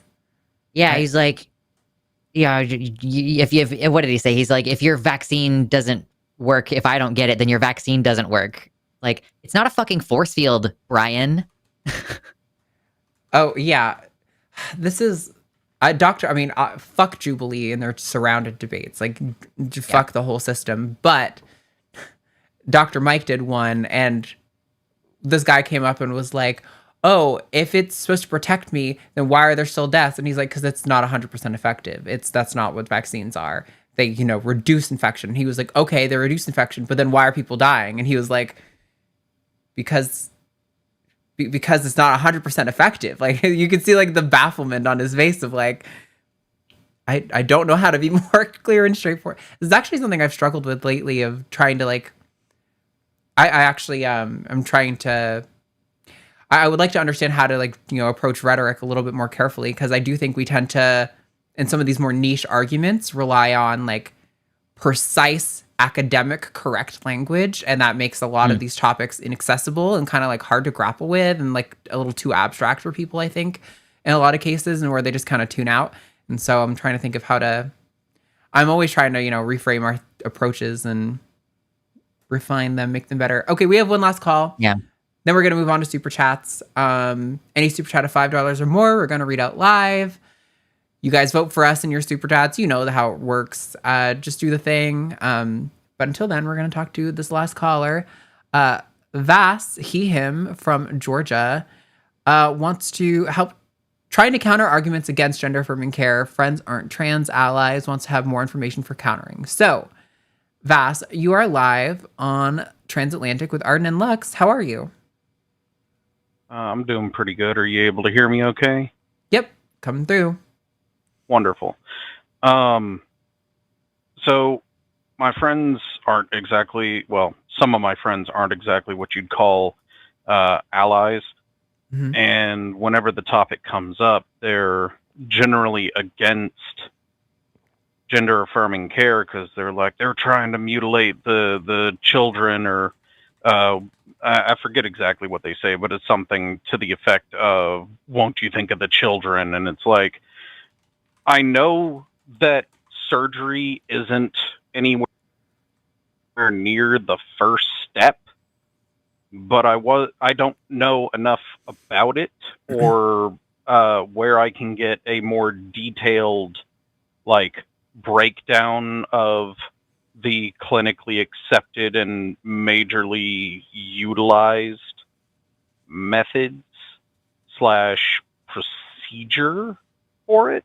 Mm-hmm. So I was wondering if you guys could either point me in the right direction or enlighten me a little bit on what goes, because I'm not trans, but I don't want to be a terrible person, so I wanted to learn a little more. And since you guys do this every week, and I've learned a lot from you guys already, I figured you guys would have a more in-depth understanding than I currently have.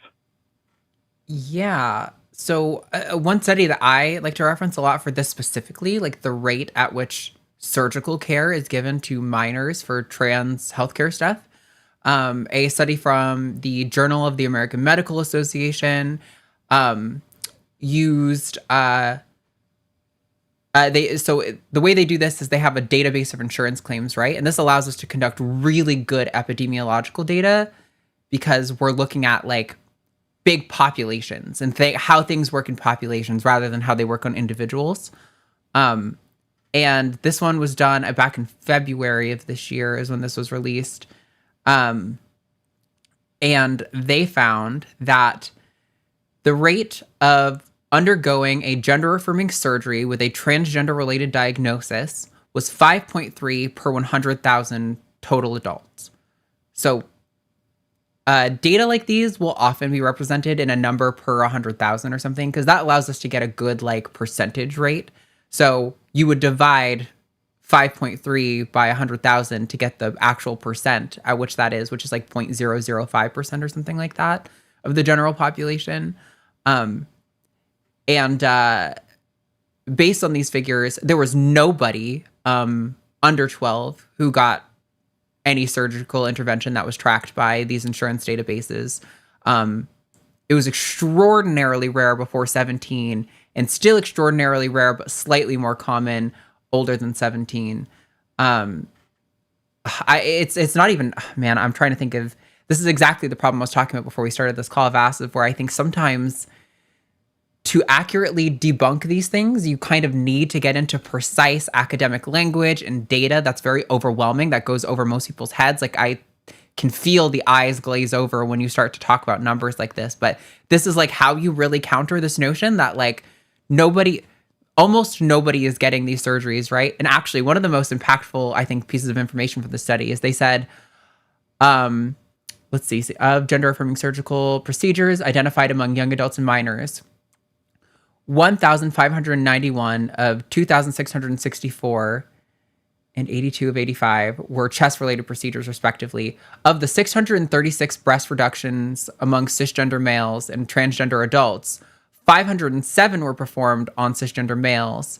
And of the 151 breast reductions among cisgender males and transgender minors, 146 of them were on cisgender males. So basically, that means that out of like the 151 breast reduction surgeries that happened on minors between this time period, 97% of them were cisgender boys who had gynecomastia, who had a little bit of boob, and they got it surgically removed.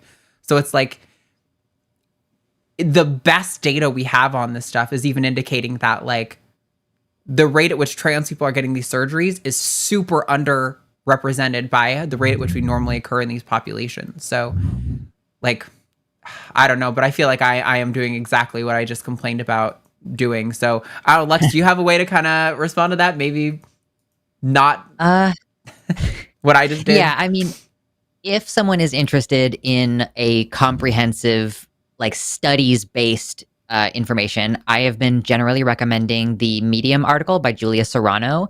The title is Gender-Affirming Care for Trans Youth is Neither New Nor Experimental, a timeline and compilation of studies. And so that is more like if you want to get into the timeline and if you want specific information about a specific aspect of trans-affirming care for minors, that is a place that I would recommend people start. Although generally, like, I guess if I'm just going with like I'm speaking to an individual about this, like how we do on the show here, I would be like, look, even at the earliest ages, like all we're really asking for with youth is a haircut and different clothes. And then when they begin puberty, we could potentially look at options to pause puberty for up to 2 years, which gives us extra time with psychologists because like with children, it's a multidisciplinary thing. Like as adults, we can go to Planned Parenthood and say, I would like some hormones, please. And they will give it to us. But for youth, it's a multidisciplinary thing where the child has to be consistent, persistent, and insistent that they are the gender that they say they are. They have to have the support of their parents. They have to have like usually like an endocrinologist as well as their regular family doctor, and usually a psychologist or some kind of like mental health professional who they all work in a group effort to determine what is the best way to proceed with the care for that youth. So yeah, usually like that, and that like involvement and discussion begins like a lot of the time, like well before any medicine is introduced. So we have to have like, okay, let's try it out with cutting the hair and see how we feel. And like 6 months of persistently being like, yes, I like having short hair because I'm a little boy, even though I was born female. Like it's an ongoing, very lengthy process the idea that people get fast-tracked onto it is inaccurate. And even the stories that we do hear about people being fast-tracked is like, like Chloe Cole had to shop around and go to multiple different doctors before finding one that was somewhat more lenient on, what they considered like a clinical level of distress regarding gender dysphoria. Like some clinicians are just like, well, if you tell me there's distress, I'll believe you. Other than and she was like 15 or 16 by that time anyway. So when we're having discussions about surgery and hormones, that is older teenagers who are like in high school, who I believe should have the right to develop alongside their peers rather than like dealing with like all this body dysmorphia. And, I will also say that when we are talking about why we implement this healthcare and why we don't just wait, why we can't just do watch and wait until they're 18, is because these are children who are suffering on their activities of daily living, meaning like they struggle to take a shower. They aren't participating in sports. They aren't hanging out with their friends. They're not in extracurricular activities. So these are children who, and their grades are suffering because of the gender dysphoria that they're experiencing. And so, yeah, that's kind of like the way that I try to explain this to people is our approach to gender affirming care for youth is very conservative. We give them less than they actually need because we want to be so cautious regarding making sure it's only the ones who really need it who get the care. So yeah, I think that does a lot in reducing some of the fear mongering. Some people are just not going to be receptive to any of that. They're just going to be like, well, whatever. I still think you shouldn't do this with kids. And how do you know that those doctors aren't being paid off? And all these organizations are biased. Like some people are just going to be committed to misunderstanding you or committed to their belief system and unwilling to change it. But those are like the facts that I think should be persuasive to people. Fair enough. I appreciate that. And I'll say my friends feel like those kinds of people when it comes to this kind of stuff. Although one thing, I'm not sure if this is in poor taste, but they're so against that, but they are religious. So I was considering the next time it comes up, comparing it to, say, the circumcision or genital mutilation of children for religious practices. But sure. I don't know if that would be taking it too far. 100%. I don't think so. I think that's a more valid claim of genital mutilation of children than what we're seeing happen with trans people, right? Because, I mean, that's actually the genitals of actual infants.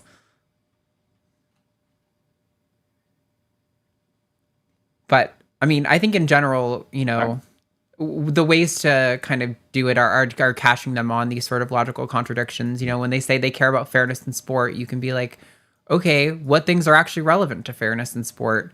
And finding out that it actually has a lot more to do with like funding and education and training rather than necessarily just biological factors, and kind of be like, oh, so are you saying like you really want us to start dumping a lot of more money into like the WNBA? Like, cool, that's great. I'm so down. And then they're going to, push back on that. And like, no, that's not what I'm saying. I'm talking about the biology or whatever. And just, trying to catch them on these things. But like, I don't know.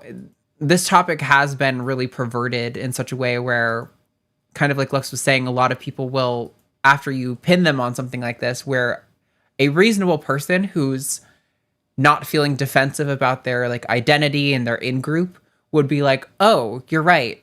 I don't know why I thought that. I guess I'll have to go look into that or something. But when you have this situation where it's like, it's related to this, identity with like sort of MAGA and conservative movements and things like that, and or like religious identity, suddenly their brain will just kind of shut off and they will stop sort of responding to what you're saying and just kind of go back. Like, you can see a lot of callers we have here on the line on this topic will, once you get them pinned into a corner on a topic, will be like, okay, well, what about this other topic in the domain of trans rights? Like, you'll get them pinned on where they have no functional definition of sex, and they'll be like, okay, well, what about trans sports? You'll get them pinned in trans sports, and they're like, okay, what about hormones for kids? They'll just pivot to a completely different topic. And I think you can kind of like point out in those situations, like, hey, you didn't want to contend with where that conversation was going. Were you getting uncomfortable? Why was that? But I don't know. You also have to be really careful because when you're engaging in one-on-one conversations with like, especially friends and family, the things that we do here are not always useful. You know, like I don't recommend throwing down and getting angry with a person you actually know in real life. That's probably not going to help anything. We can do it because there's people watching who aren't in the hot seat who might be like, oh, wow, like, yeah, that person didn't have a response to that argument, and that can be influential. But when you're having actual one-on-one conversations with friends and family, you do have to be a lot more careful and thinking long-term about like, what is my relationship and rapport with this person? Like, should I leave it in a way where I can build on it in the future? And those kind of mindsets. Street epistemology is really good for that sort of approach. And so I definitely recommend looking at street epistemology a little bit if that's something you're interested in. Fair enough. Well, I appreciate all the advice. I guess last thing I have to say is Espeon is best evolution. Hell yeah, it is. Thank you, Vass. I appreciate you. Yep. Y'all have a great day, guys. You too. Later. Thank you. I love when I get a surprise inside joke from our community. I'm like, oh yeah, everyone knows these stupid jokes. All right, so that is the end of our calls for now. I'm gonna close these lines.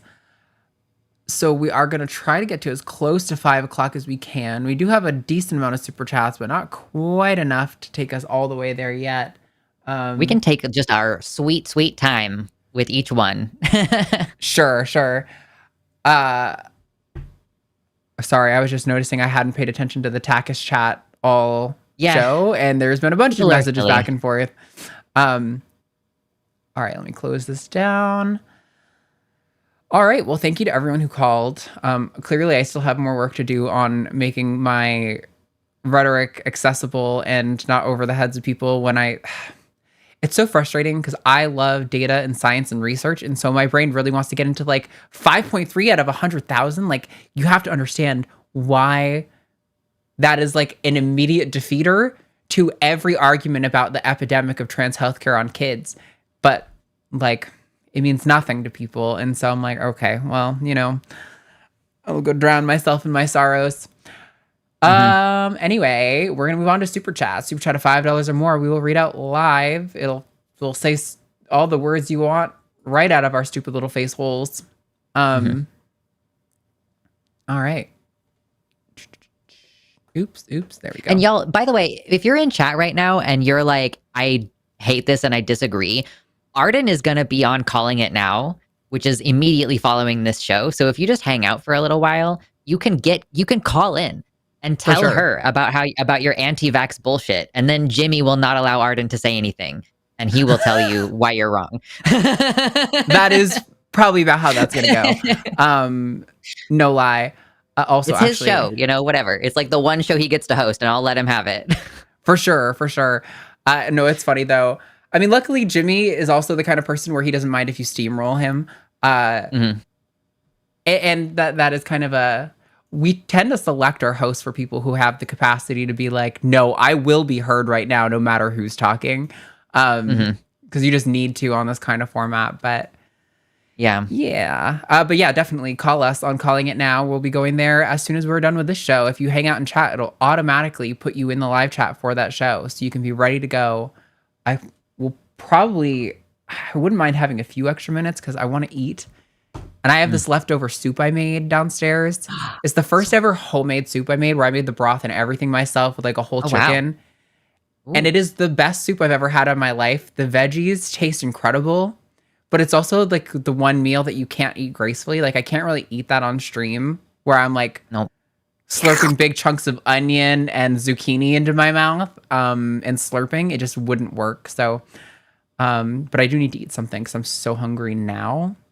And yeah, it's going to be close. Anyway, $5 from Mira G. Hi, Lux, and hashtag Team Snack Mom. Thank you for the vote. Love you both so much. Feeling a bit emotional today. POS. What do trans want to heckin' live? Leave us alone. Facts. True. Emotional in a positive way, I think is what was being indicated there. Oh, okay. Yeah. That makes sense. That's good. I'm glad that it's positive. I am emotionally overwhelmed in a not. It's like weird because like the positive news of like, yeah, I get to step into a producer role for the line. That's great. I love that. I'm a huge fan of that. Making more money is always good. But then like I wake up today to terrible news. I wake up every day to terrible news. You're not immune to it yet. Yay. No. I feel like maybe I'm like flagging in the latter half of the week because in the early half of the week I was like waking up every day a little bit hopeful. Did it happen yet? Yeah. It's because some of my spirits have kind of like deflated a little bit since then. Yeah, there was a swell of excitement that maybe it would happen. And there was good reason too, but I will say when he came on that stroke. I think there's evidence of a stroke. I would believe it because also when he actually showed up for his presser, was it yesterday or the day before? He looked sleepy. Like he looked like he had a rough fucking weekend. Donald Trump doesn't sleep. Like this is like a known thing. Like he sleeps a couple hours a night max, but like he is like just one of those people who doesn't sleep, and it's like a fact about him. It's normal for people who are 80. Like they just sleep very, very few hours because they don't have to replenish their cells anymore. Right. And but yeah, so I was like, man, if he's tired, that's he's been going through some shit because he already doesn't sleep, and he always is there with energy, looking like a deranged lunatic. But anyway, there's like video of his leg kind of not working when he stepped out of the golf cart this weekend. It's full on. Yeah, combined with the ankle swelling and the bruising, it definitely gives a lot of indicators to some sort of like health condition kind of thing going on. Do you know the menswear guy who he like looks at people's suits and how they fit and stuff, and like it's called Derek or something, like Derek Guy on Blue Sky and Twitter. So yeah, he just analyzes people's suits and he'll be like, so this suit doesn't fit well because these reasons, and here's the historical context for this. He also was like, hey, look at how Trump's jacket is fitting him Monday or Tuesday this week. And it's like, it seems like he has some kind of a brace underneath the suit on this arm, or it would be this arm. So it's like the one side weakness, and like apparently dislocating your shoulder is not uncommon during like a stroke. So yeah, I thought it was really funny. Like the idea that the menswear guy is going to bring it down, like it's going to be the final straw that tells us like that Trump had a stroke. Yeah, it is. I mean, I don't know. He doesn't look good, but also I just kind of get the impression that he will never die. And also if he dies, then we have probably like a JD Vance, Stephen Miller presidency, and that is worse. You guys don't understand that. Like, I think Stephen Miller, his worst inhibition or his worst impulses are inhibited by Trump's monumental stupidity and he has the charisma to get all of his audience on board for whatever he wants, but like he's not particularly good. Like I think a more evil figure could have his level of charisma and also be more effective. And Stephen Miller got all of the evil that Trump is missing, which isn't much, but it's bad enough. Anyway, just trust me, we don't want Stephen Miller having more power than he does. He's a terrifying human being. Yeah. Thank you for the 5 units from Mystic Minds Analysis Tavern, who says the UK's new left-wing party called Your Party is already calling for trans segregation. Revolt because the state will never care about us. Hashtag Team Lux. Is that new as of like today or yesterday? Because I hadn't heard that. That's stupid. Fucking Christ, dude. I saw that a health minister was like, we need to review the law on inciting violence because Graham Linehan was arrested because of his posting in April on Twitter about like, if you see a trans person in the bathroom, you should punch them in the genitals. And it's like, that's called incitement to violence. And I'm sorry, but it's a crime. And now people are like, well, we need to maybe re-examine that law. It's like, okay, are you going to rewrite the laws on inciting violence just to make an exception for inciting violence against trans people? Which like, it's already illegal for trans people to use the bathroom in this country, like in that country. So why, like, you're basically just saying, do vigilante justice when you could just call the police. Yeah. It's so frustrating. Yeah. My Graham Linehan video is like getting more traction today because people are Googling him. Oh my God. Yeah, no, it's Yeah. it's a fucking nightmare out here. I just can't with people. Like, I don't believe you've ever actually had a problem with a trans person in a bathroom ever in your life. Why does this matter to you? You freaks. Mhm. Oh, Yeah, I've been literally. thinking Actually. I Yeah. want to start calling it trans derangement syndrome. Since we do the Trump Oh, derangement yeah. syndrome, it is trans That's derangement fair. syndrome. Like, it is a total like mental illness. You like are obsessively, compulsively interested in trans people, but in a way that isn't actually related to trans people at all. It is Yep. like a whole disorder. Yeah. Let's run with that. $5 from Quantos Nachos, our favorite chatter. The coin toss hath spoken. It has come up hashtag Team Snack. But I hope we can still be homies, Lux, even though the coin betrayed you this week. Please no mad. I think it's okay. Only because I got a super chat from Quantum Chaos last night on my stream now. Nice, nice. Like, it balances out. Thank you so much for the generous 50 units from Jackie Greenland, who says, I figure it's a mini celebration today with Glinner being in court for his transphobic harassment. Not the recent arrest. This one is actually way older. Oh yeah, what he's in court for is actually him like assaulting a trans minor by like knocking their phone out of their hand or something. And this happened a while ago. But anyway, yeah. Here's hoping the case will show some transphobes, will show some people how vile the transphobes are. Hashtag Team Arden. Also, he showed up to it, and I'll post this in our Discord for you to see. But he showed up wearing a sign that says like there is no such thing as trans children. That's how he showed up to court today for his court thing where he assaulted a trans minor. That is super wild. Yeah. It's funny. I mean, I do take a little bit of joy in Graham Linehan because he's one of those people who like everyone has left him because of his complete trans derangement syndrome. Yeah. And then he's like, why does everyone leave me? Why does everyone hate me? Why do I lose all my job opportunities? And it's like, because you are an obsessed freak. Like, genuinely. He is desperate for attention from J.K. Rowling, and she's like, I don't know her. I know. I mean, she's awful It's too, so but pathetic. like, yeah, it is like, it is a cult of its own. Yep. $5 from Joshua Everett. If they did rule that trans people couldn't own guns, you'd get TERFs and MAGAs accusing each other of not looking femme enough / mask enough to own guns. Oh, I will say, we're gonna have a guest on soon who actually used to be a viewer of the line. I mean, I think she still is kind of, but not as actively maybe. Who had a great take about some of these bathroom bans and being like, since anyone can lodge a complaint about alleging somebody doesn't look right enough to be in the bathroom, why are we not doing this against every single conservative politician who passes laws like these? Like, yeah, anyway. Thank you for the $5 from Tubian, who says, you know when Second Amendment advocates say Adolf took guns away? Yeah, funny, they don't think of that now. Totally, yeah. Like, and this is part of why I am coming down on, like, if this comes to the Supreme Court, I think that they're going to allow this restriction on trans people, is like, because like Trump every day is quoting that Northern Lion clip where he's like, I am Adolf Hitler. Like, he's really just trying to be that, it seems like. And so, it makes perfect sense to me that they would be like, oh yeah, well, we believe hardcore in gun rights and everything, except for these people who are an exception. And like, yeah, not even realizing that that is the next step to like, yeah, every white man who takes a Prozac or who has ever taken Prozac is potentially going to get on a list if they decide to move into more aggressive crackdowns, which seems likely. Yeah. Man. So frustrating. Yep. We're We're all jealous and triggered. What are you saying in chat right now? jealous and triggered. So You're all jealous, so triggered. Of who? What? So yeah, who am I jealous of? I'm pretty sure I'm great. I don't know. I don't care.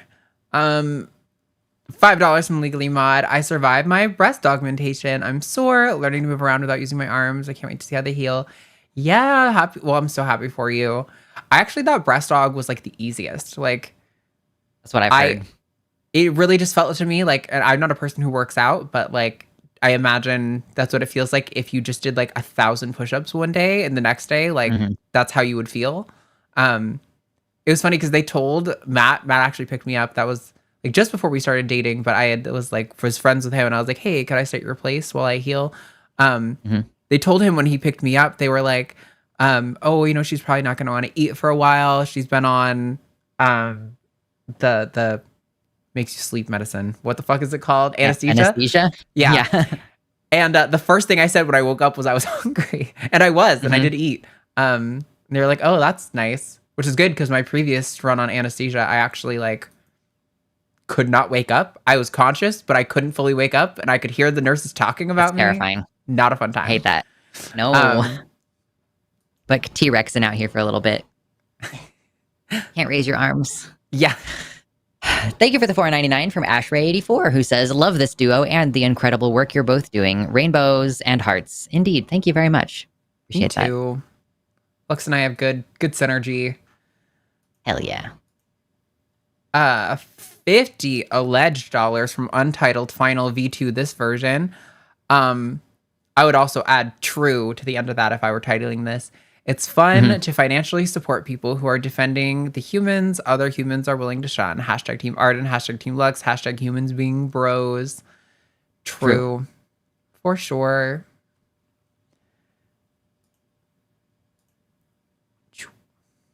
Thank you for $5 from Fern Bloom, who says, love y'all and your compassion and willingness to share so much knowledge and personal experience. Stay safe. Keep fighting. Yeah.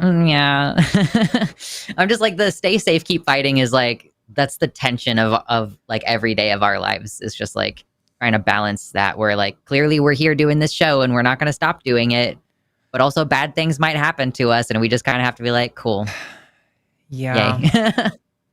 I go through these moments of like sheer panic and anxiety where I'm like, should I stop all of this stuff? Like, it's getting really scary and really dangerous. And like, I really just want to live my life. Like, I had so many hopes and aspirations that are clearly never going to come true because we just don't live in that world. And like, that's okay. But, you know, I want to at least do the best to enjoy the life that I have while I have it, kind of thing. And then I also go through moments of like, well, I'm already out here. I can't, if I stopped YouTube today, the problem wouldn't go away, right? Like, there's still the whole body of work out there. I would face all of the same problems, even if I stopped right now. And so I'm kind of like, well, fuck it. I might as well try to go as hard as I can and go down swinging to the very last breath. But man, I'd be lying if I didn't say that I am very afraid. But, you know, I mean, I guess the measure of things is not like how afraid you are, but whether or not you're able to keep showing up in spite of being afraid. Yep. Although we have to be brave. It does make me want to puke all the time. And I can't imagine that's good. My cortisol levels, I think if you swabbed my cheek, would be absolutely insane right now. Probably. Yeah, not good fun. Not fun. Thank you for $20 from Green Man Dave, who says, hashtag Team Dragon, aka Team Void. Oh, I was about to say, hashtag Team Dragon is not conclusive. I appreciate the specificity. Yeah, aka Team Void. I adopted a dragon from the local art fair. It's made from colored twine, twisted and knotted around a wire structure. That sounds very cool. Ooh. Hell yeah. I gotta go For get sure. the cat. All right. We got a hashtag Team Void. I will go produce cat for everybody. All right. I saw, I went to this Oddities Expo this past weekend and picked up, or I didn't pick anything up. I saw a bunch of like really cool, like obviously it's an Oddities Expo, so you get like, you know, disassembled baby dolls, like with blood pouring out of them, like weird shit that you see like goth people do, but also there was a lot of dragon stuff, which was really cool. A lot of like wet specimens too. But I love a good dragon statue or something. Ooh, look at that boy kitty. That big ball of big ball of void. Aww, I'm like protecting my sweater from his claws. Pushing his head into you. He's like, look, I'm giving you love. Now put me down. Yeah. Sorry, we need at least 10 seconds of kitty cat. Oh, he's such a sweet boy. Yeah, he's a good baby. I need to get him a sibling. He like is alone at night and I feel bad for him, but there's not enough space on my bed for the two people who sleep in it already. So, thank you so much. Yeah, I always want Daphne to get another friend, but listen, man, we're trying to move. We got a lot of shit going on. You have so many other animals you have to figure out what to do with. Yeah. Oh my God. It's a nightmare. We'll probably be doing a big sale soon, honestly. We were actually supposed to go to the North American Reptile Breeders Conference this weekend. But we're not going to be able to.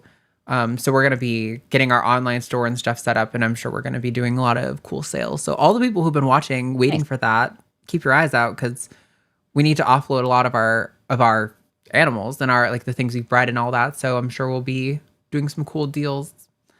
I don't mean to pressure you further, but there was a reptile show in Albany, Oregon. So Oregon has some good stuff. I mean, I don't know actually the full extent of the laws there, but no, I mean, there's lots of good reptile shows in most states. Yeah, it's really kind of it's kind of bipartisan, that like the bad reptile laws and the good reptile laws, there's like not really a good party line on that, because it's special interest groups. Like there's no real science backed or like super PAC advocating for animal rights. There is a group called the Animal Reptile Keepers Association, the ARC, who they do like a lot of like pressers on animal keepers' rights things that are coming up to, like, because a lot of the worst things that happen are some states will try to do like a white list where it's like you can keep a dog and a cat and like one other kind of animal, but pretty much every other animal is functionally blacklisted then and made illegal, where it's like only animals on the white list are illegal to keep as pets. That's like one of the things that people try to do, which are really dumb. Like, there are some animals that like the majority of pet owners shouldn't keep. Like, it's really common. Green iguanas are really common, right? Or they used to be really common in the 90s. Almost nobody should have a green iguana. Like, specialists in zoos, people with a lot of experience in reptiles and a lot of space can keep them, but most people should not. Yeah, the laws are kind of weird, and I don't know. There's stuff that's silly. It doesn't help anyone. It doesn't help the animals. But then there's also times where I'm like, well, yeah, that animal is kind of does need to be regulated to some degree. But I don't know. I'm not a policy expert. $5 from June Bramley. I would love to live boring, precedented times for once. Same. Hashtag team rock, paper, scissors. Okay, are you ready? Ready. Rock, paper, scissors, shoot. I win. You win. Nice. Yes. I think that's the first time you've won a rock, paper, scissors with me. I know. Oh, goodness gracious. For real, though, would love to live in precedented times. I feel like that would be great. To be fair, not a lot of generations lived in precedented times, but I feel like our parents' generation was the first one that was like no major like world wars that they got conscripted into, and life was relatively, they just kind of grew up, got education, got jobs, reproduced. And yeah, it must have been nice to be the one generation that got to just kind of like build off of that without much, big disaster happening in their lives. But I saw someone post like back in back in some previous decade, my dad had a whole like a secret apartment and second family on minimum wage. Oh my God, man. Yeah, I know. Like, bring that back. Wouldn't that be great? Crazy. All right. There you go. $10 from Dysgraphic Programmer. Thank you. Who says, suggested future punishment topic. Bathrooms should be segregated by fursona with a mandatory fursona marker on your ID. That could be so fun. Good. So good. I love that. Yeah. Mostly because people try to, like, I get there's a lot of trans people in the furry community, but furries are not necessarily trans. Like, they're it's a Venn diagram. There's a Venn diagram. Yeah. Yeah. But it's fun to play on that because people get so triggered about it. In Texas, they tried to pass a law that was like no non-human behavior in schools or whatever. And I'm like, literally everything a human has ever done has been human behavior. Yeah. $5 from Aaliyah Shauna Silverbow. What do cats eat for breakfast? Mice Krispies. I was going to ask a serious question, but it was too long for Super Chat. Maybe I'll call in someday. Hashtag Team Arden. Please do. We'd love to have you call in. Also, my cat doesn't eat mice, but the few times a mouse has gotten out, she has tracked it down and presented it to me on the carpet. Like, mother, look what I She's found like, for you. this is for you to kill. It's not like bringing home food for the. It's more like, hey, you're a useless hunter. Let me teach you how to kill this thing. Is apparently the difference between bringing you a live or dead mouse. That is definitely her mind. She doesn't tend to kill stuff. Like, she doesn't even like to kill bugs. She just likes to torture them. I'm like, you are a sociopath. That's why cats should not be outside. They are straight up just sociopaths. Thank you for the $5 from Domestic, who says, Arden, I hope your GoFundMe achieved its goal. # Team Lux. Thanks. I think it was a little bit short of it when I closed it, but I'm still kind of in a state of not knowing exactly what I want to do. And so I didn't really want to just keep taking money if there was like a chance that I was going to not go forward with the surgery given the political environment. So it was kind of like, and I think I have enough that like I should be good if I do decide to go with it. So I'm just going to be like, this is good. I'll work with this. And I don't know. I also hate GoFundMe riddles me with guilt. Listen, I grew up with a real complex on money. My parents were workaholics. I tried not to be one, and I ended up one anyway. So taking people's money already makes me feel like I'm going to die. As much as I appreciate it. $10 from Jamnik06. Florida's SG aims to end all vaccine mandates. What is SG? Is it Secretary General or something like that? I don't know. I don't know. But I did hear about this. Makes me question my decision to stay and fight, but Orlando is a travel hub, so diseases cultivated here are going to spread everywhere, anywhere I might move. For sure, yeah. I mean, it's so frustrating. The Maha movement is like, I don't know how we got here to the point where people are like, I would rather have somebody who's never set foot in a medical laboratory making all the decisions about vaccines, as opposed to people who spent decades of their life, hundreds of thousands of dollars in student debt to become experts on this. They loved it so much they were willing to take on the worst that you can imagine to be the best of the best at this. And then they got credit for it. And then this guy shows up and is like, but what if you drink untreated whole milk? And it's like, okay, that's where we fucking are. Dude, this man like wheezing into the microphone this morning during the, I don't know what it's actually called, but interrogation, basically. Surgeon General is SG. Oh, Surgeon Gen. Yeah, that makes sense. That would be the person who would do that. Yeah. Yeah. And dude, and like, I don't mean to be like ableist. This is kind of ableist, I guess. But it's like, if you're wheezing and if you have to say like, I didn't even hear your question after it was answered 3 times, like, or it was asked 3 times, like, I'm sorry, but you are like not healthy enough or mentally there enough to be making these kinds of decisions. Like, if you don't know what the question was and it's been asked to you 3 times, I move for you to be immediately like removed from the position and possibly arrested. Like, that's crazy to me. Yeah.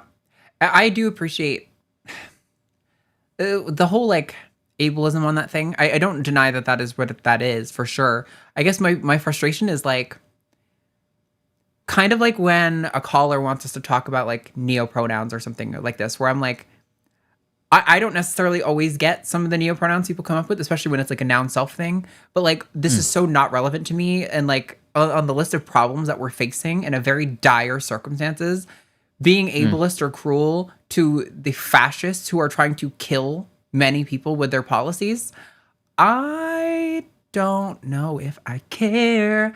Like, I said before when the election happened that this was going to destroy my humanism, and like, not entirely. I really value being a humanist, but also my humanism does not extend to these people. I don't know. They're evil and cruel, and they deserve like nothing but the most petty mockery all day, every day for the rest of their lives. Yep. I want to hurt people with things that they will actually be hurt by. And like, nobody's hurt by being called a bigot. So I'm going to call him a freak and a stupid idiot. Like, this is what's going to happen. Yeah. Thank you for the $4.99 from June Bramley, who says, talking with a friend and I got a lovely / affirming pro-trans diatribe, which was delivered in an adorably tipsy aggressive way. # also awkward. # team rock, paper, scissors. Oh my God. Yeah, that's cute. I'm glad for you. Ready? Rock, paper, scissors, shoot. You win. I did paper again. Nice. I have been in those drunk supportive rants. So, sometimes from people who I know voted for Trump, and I'm like, why are you doing this? I know you don't actually, like, you just like me as a person, but like, you don't actually. They want you to absolve them of their guilt. Yeah, I think that is a big part of it for sure. Yep.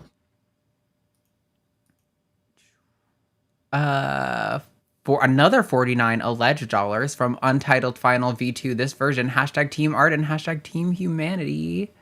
Woot. Hell yeah.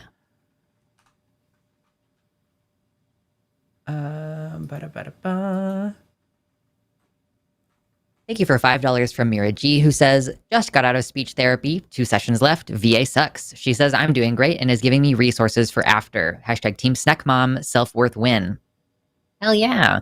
Sorry, the VA. I know that there's like a problem where the VA, like they're having a hard time staffing because they just have cut funding and cut staff. It's not like there's a shortage of professionals, but rather there's just so much bureaucratic bullshit going on and like a hiring freeze and all this kind of stuff. So yeah, the VA is going down the toilet and it sucks. It's like the one thing that I thought was bipartisan is like, let's support our veterans. They fought for this country. Nope. Fuck them, apparently.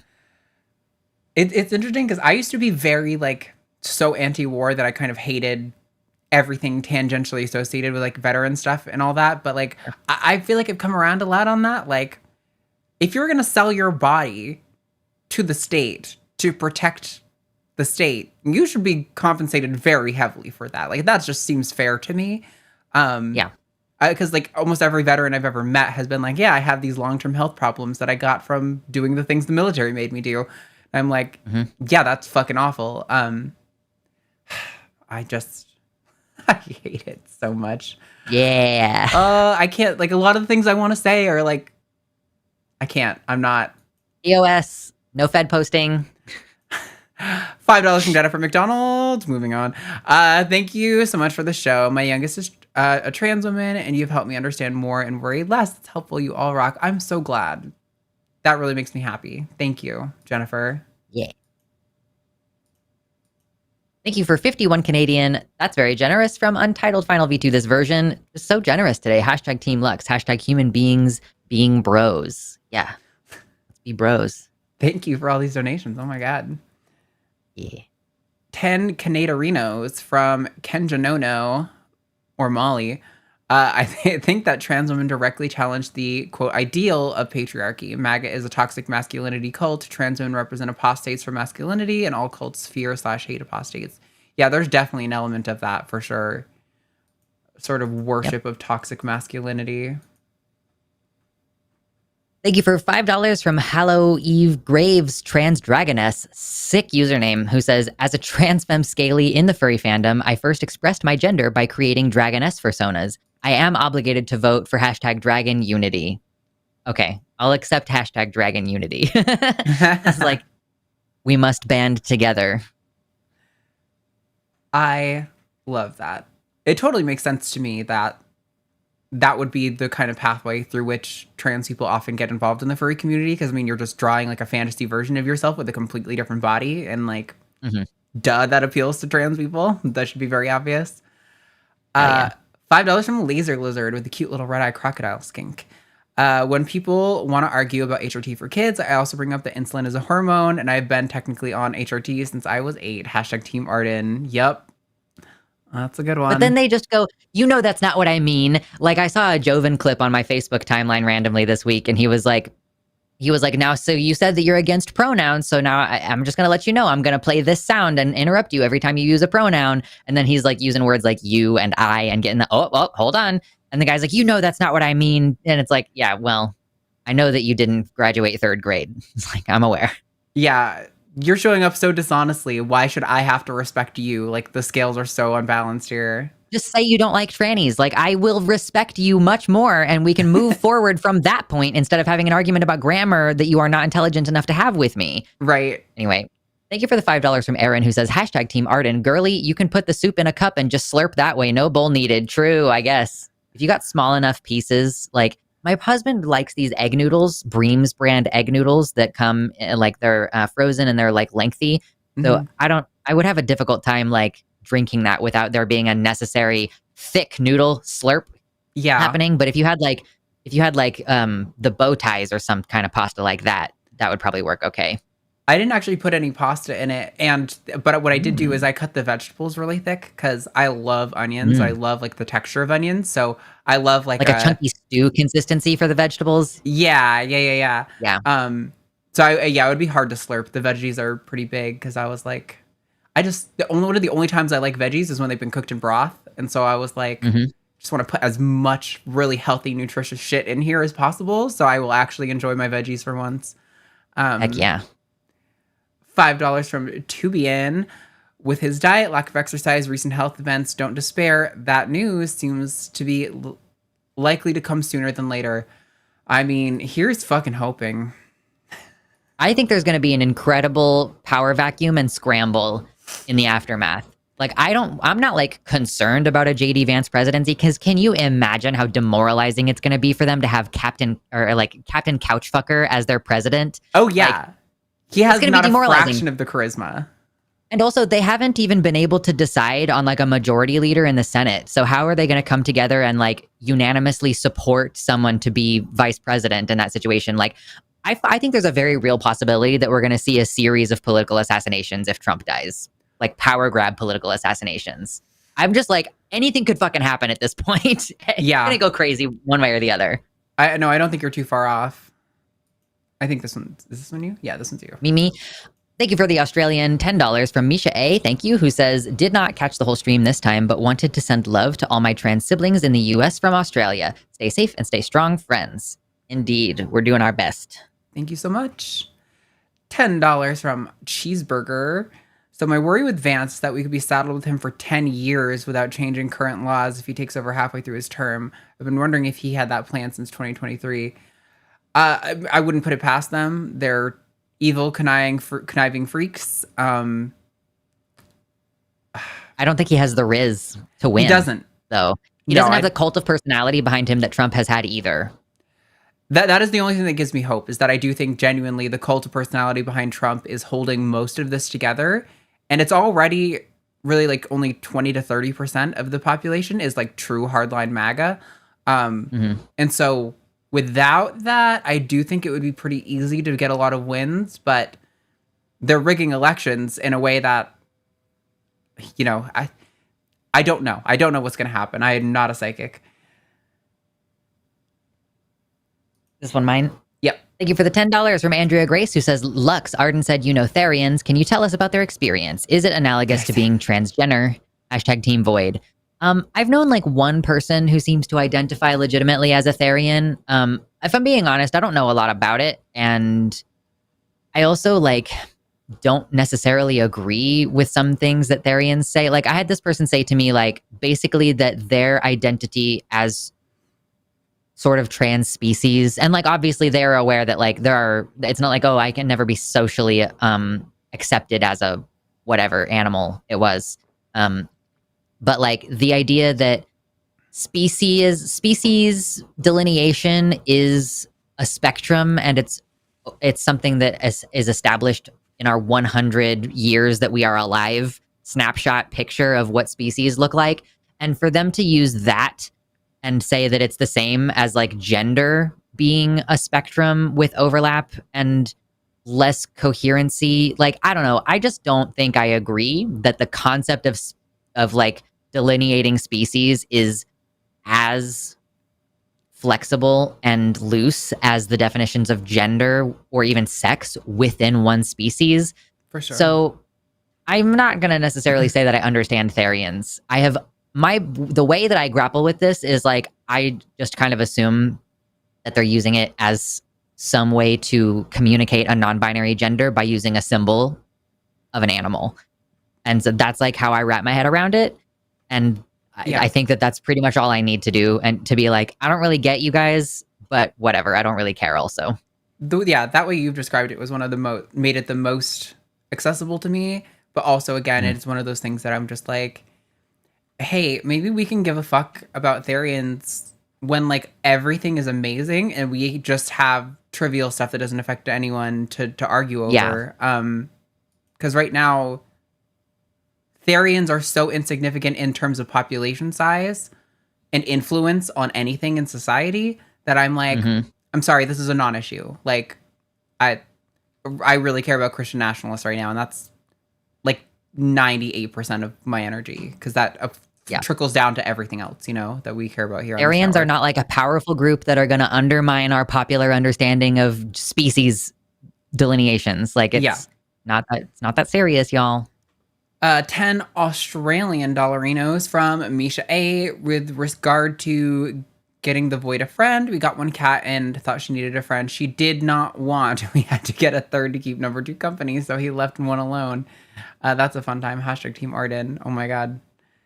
Yeah. You also got to be really careful about how you introduce them. Like, if I get a new cat, it's gonna be consigned to like my personal bathroom and then my bedroom, and like then they can interact under the door. Like we're gonna be very gradual with it because that's the best way to make sure you don't have those kind of behavioral problems. But yeah, my cat, like, he just needs somebody to cuddle with who's not fucking me. I'm like, I'm working. Stop screaming at me to come lay with you in the bed right now.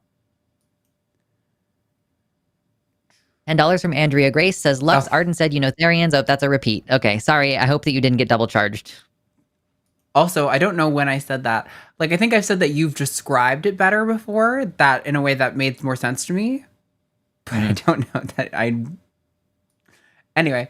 Somebody just came in and said, oh shit, I missed the show. Guess what? Calling it now is going to start immediately after this. So even if you missed this show, you can get more of Arden along with Jimmy in 10 minutes. Wow. Yeah. $5 from Joshua Everett. I'm just defending the language is the least honest anti-transposition, the one I hate hearing the most. # Team Arden. Kind of like the originalist, like the where the language comes from kind of mentality. I mean, that's just stupid. I mean, that's like when they say like, I'm not afraid of trans people, and it's like, okay, that's fear is not necessary with a phobia. Lying ass bitches. Just dishonest. Thank you so much for the $10 from Stephanie Helms, who says, a chill show today. Sometimes that's needed. Thanks. # Team Arden. Hell yeah. I think Transposition show is way later tonight. Sweet. $5 from Melatonin Ale. Just bought a dice set with a moving dragon eye in the center. Oh, that's cool. I was going to let the dice decide, but I don't want to get up. So # Team RPS. All right, here we go. Okay, ready? Rock, paper, scissors, shoot. Me win. Scissors. Nice. Ha! Good job. You are so far ahead right now. We should probably start zooming, huh? Yeah, we've only got about 4 left, but they're coming in faster now. So I might actually say like only $20 super chats because I might cap it because I genuinely have to go soon and I also need to eat. I have no time. $5 from Joshua Everett. Not all pasta are noodles, but all noodles are pasta. True. Mm-hmm. Thank you for $5 from Mr. Boricua 10. Made it home before the end of the stream. Praise the monad. I missed most of the show because work. Here, have a pint on me. # Luxander. Thank you. Nice. Getting smoother, the practice. Oh my gosh, Taylor, she just couldn't do it. She could not read them on Chewing Gum last week. That's so funny. She was like, I can't do it. It's like watching Josie try. It's so hard.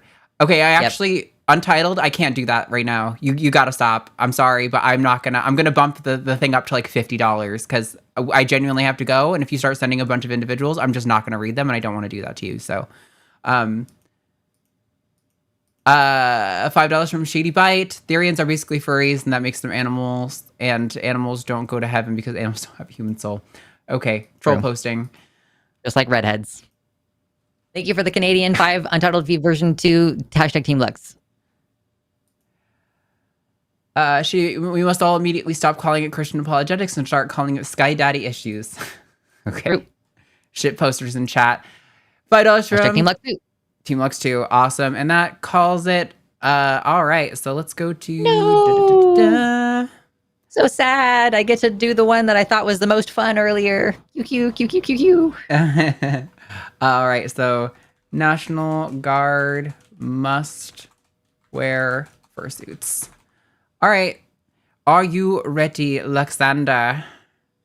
Let's Charging go. up that clock in 3, 2, 1. Okay, so the National Guard, they've got these fancy uniforms, which, I mean, frankly, obviously, they look silly. I mean, we've all seen, the people in camo with a high-vis vest on picking up trash in Washington, D.C., okay? Ridiculous. You look silly. You look ridiculous, okay? Be serious right now.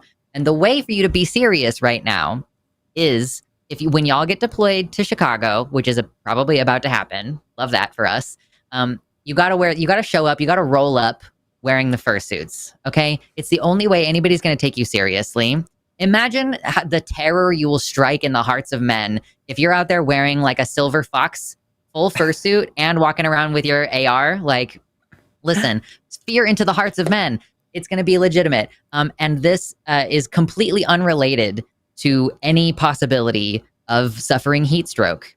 You know, it's the end of summer, and it has absolutely nothing to do with a hope or an aspiration or a wish that, you know, you be put through the fire and the flames on this. Because, like, I understand, you know, you've got a lot of gear and you do have to train, but it's different when your entire head is encapsulated in a fur thing. Like, where is the heat going? Where is it going to escape to?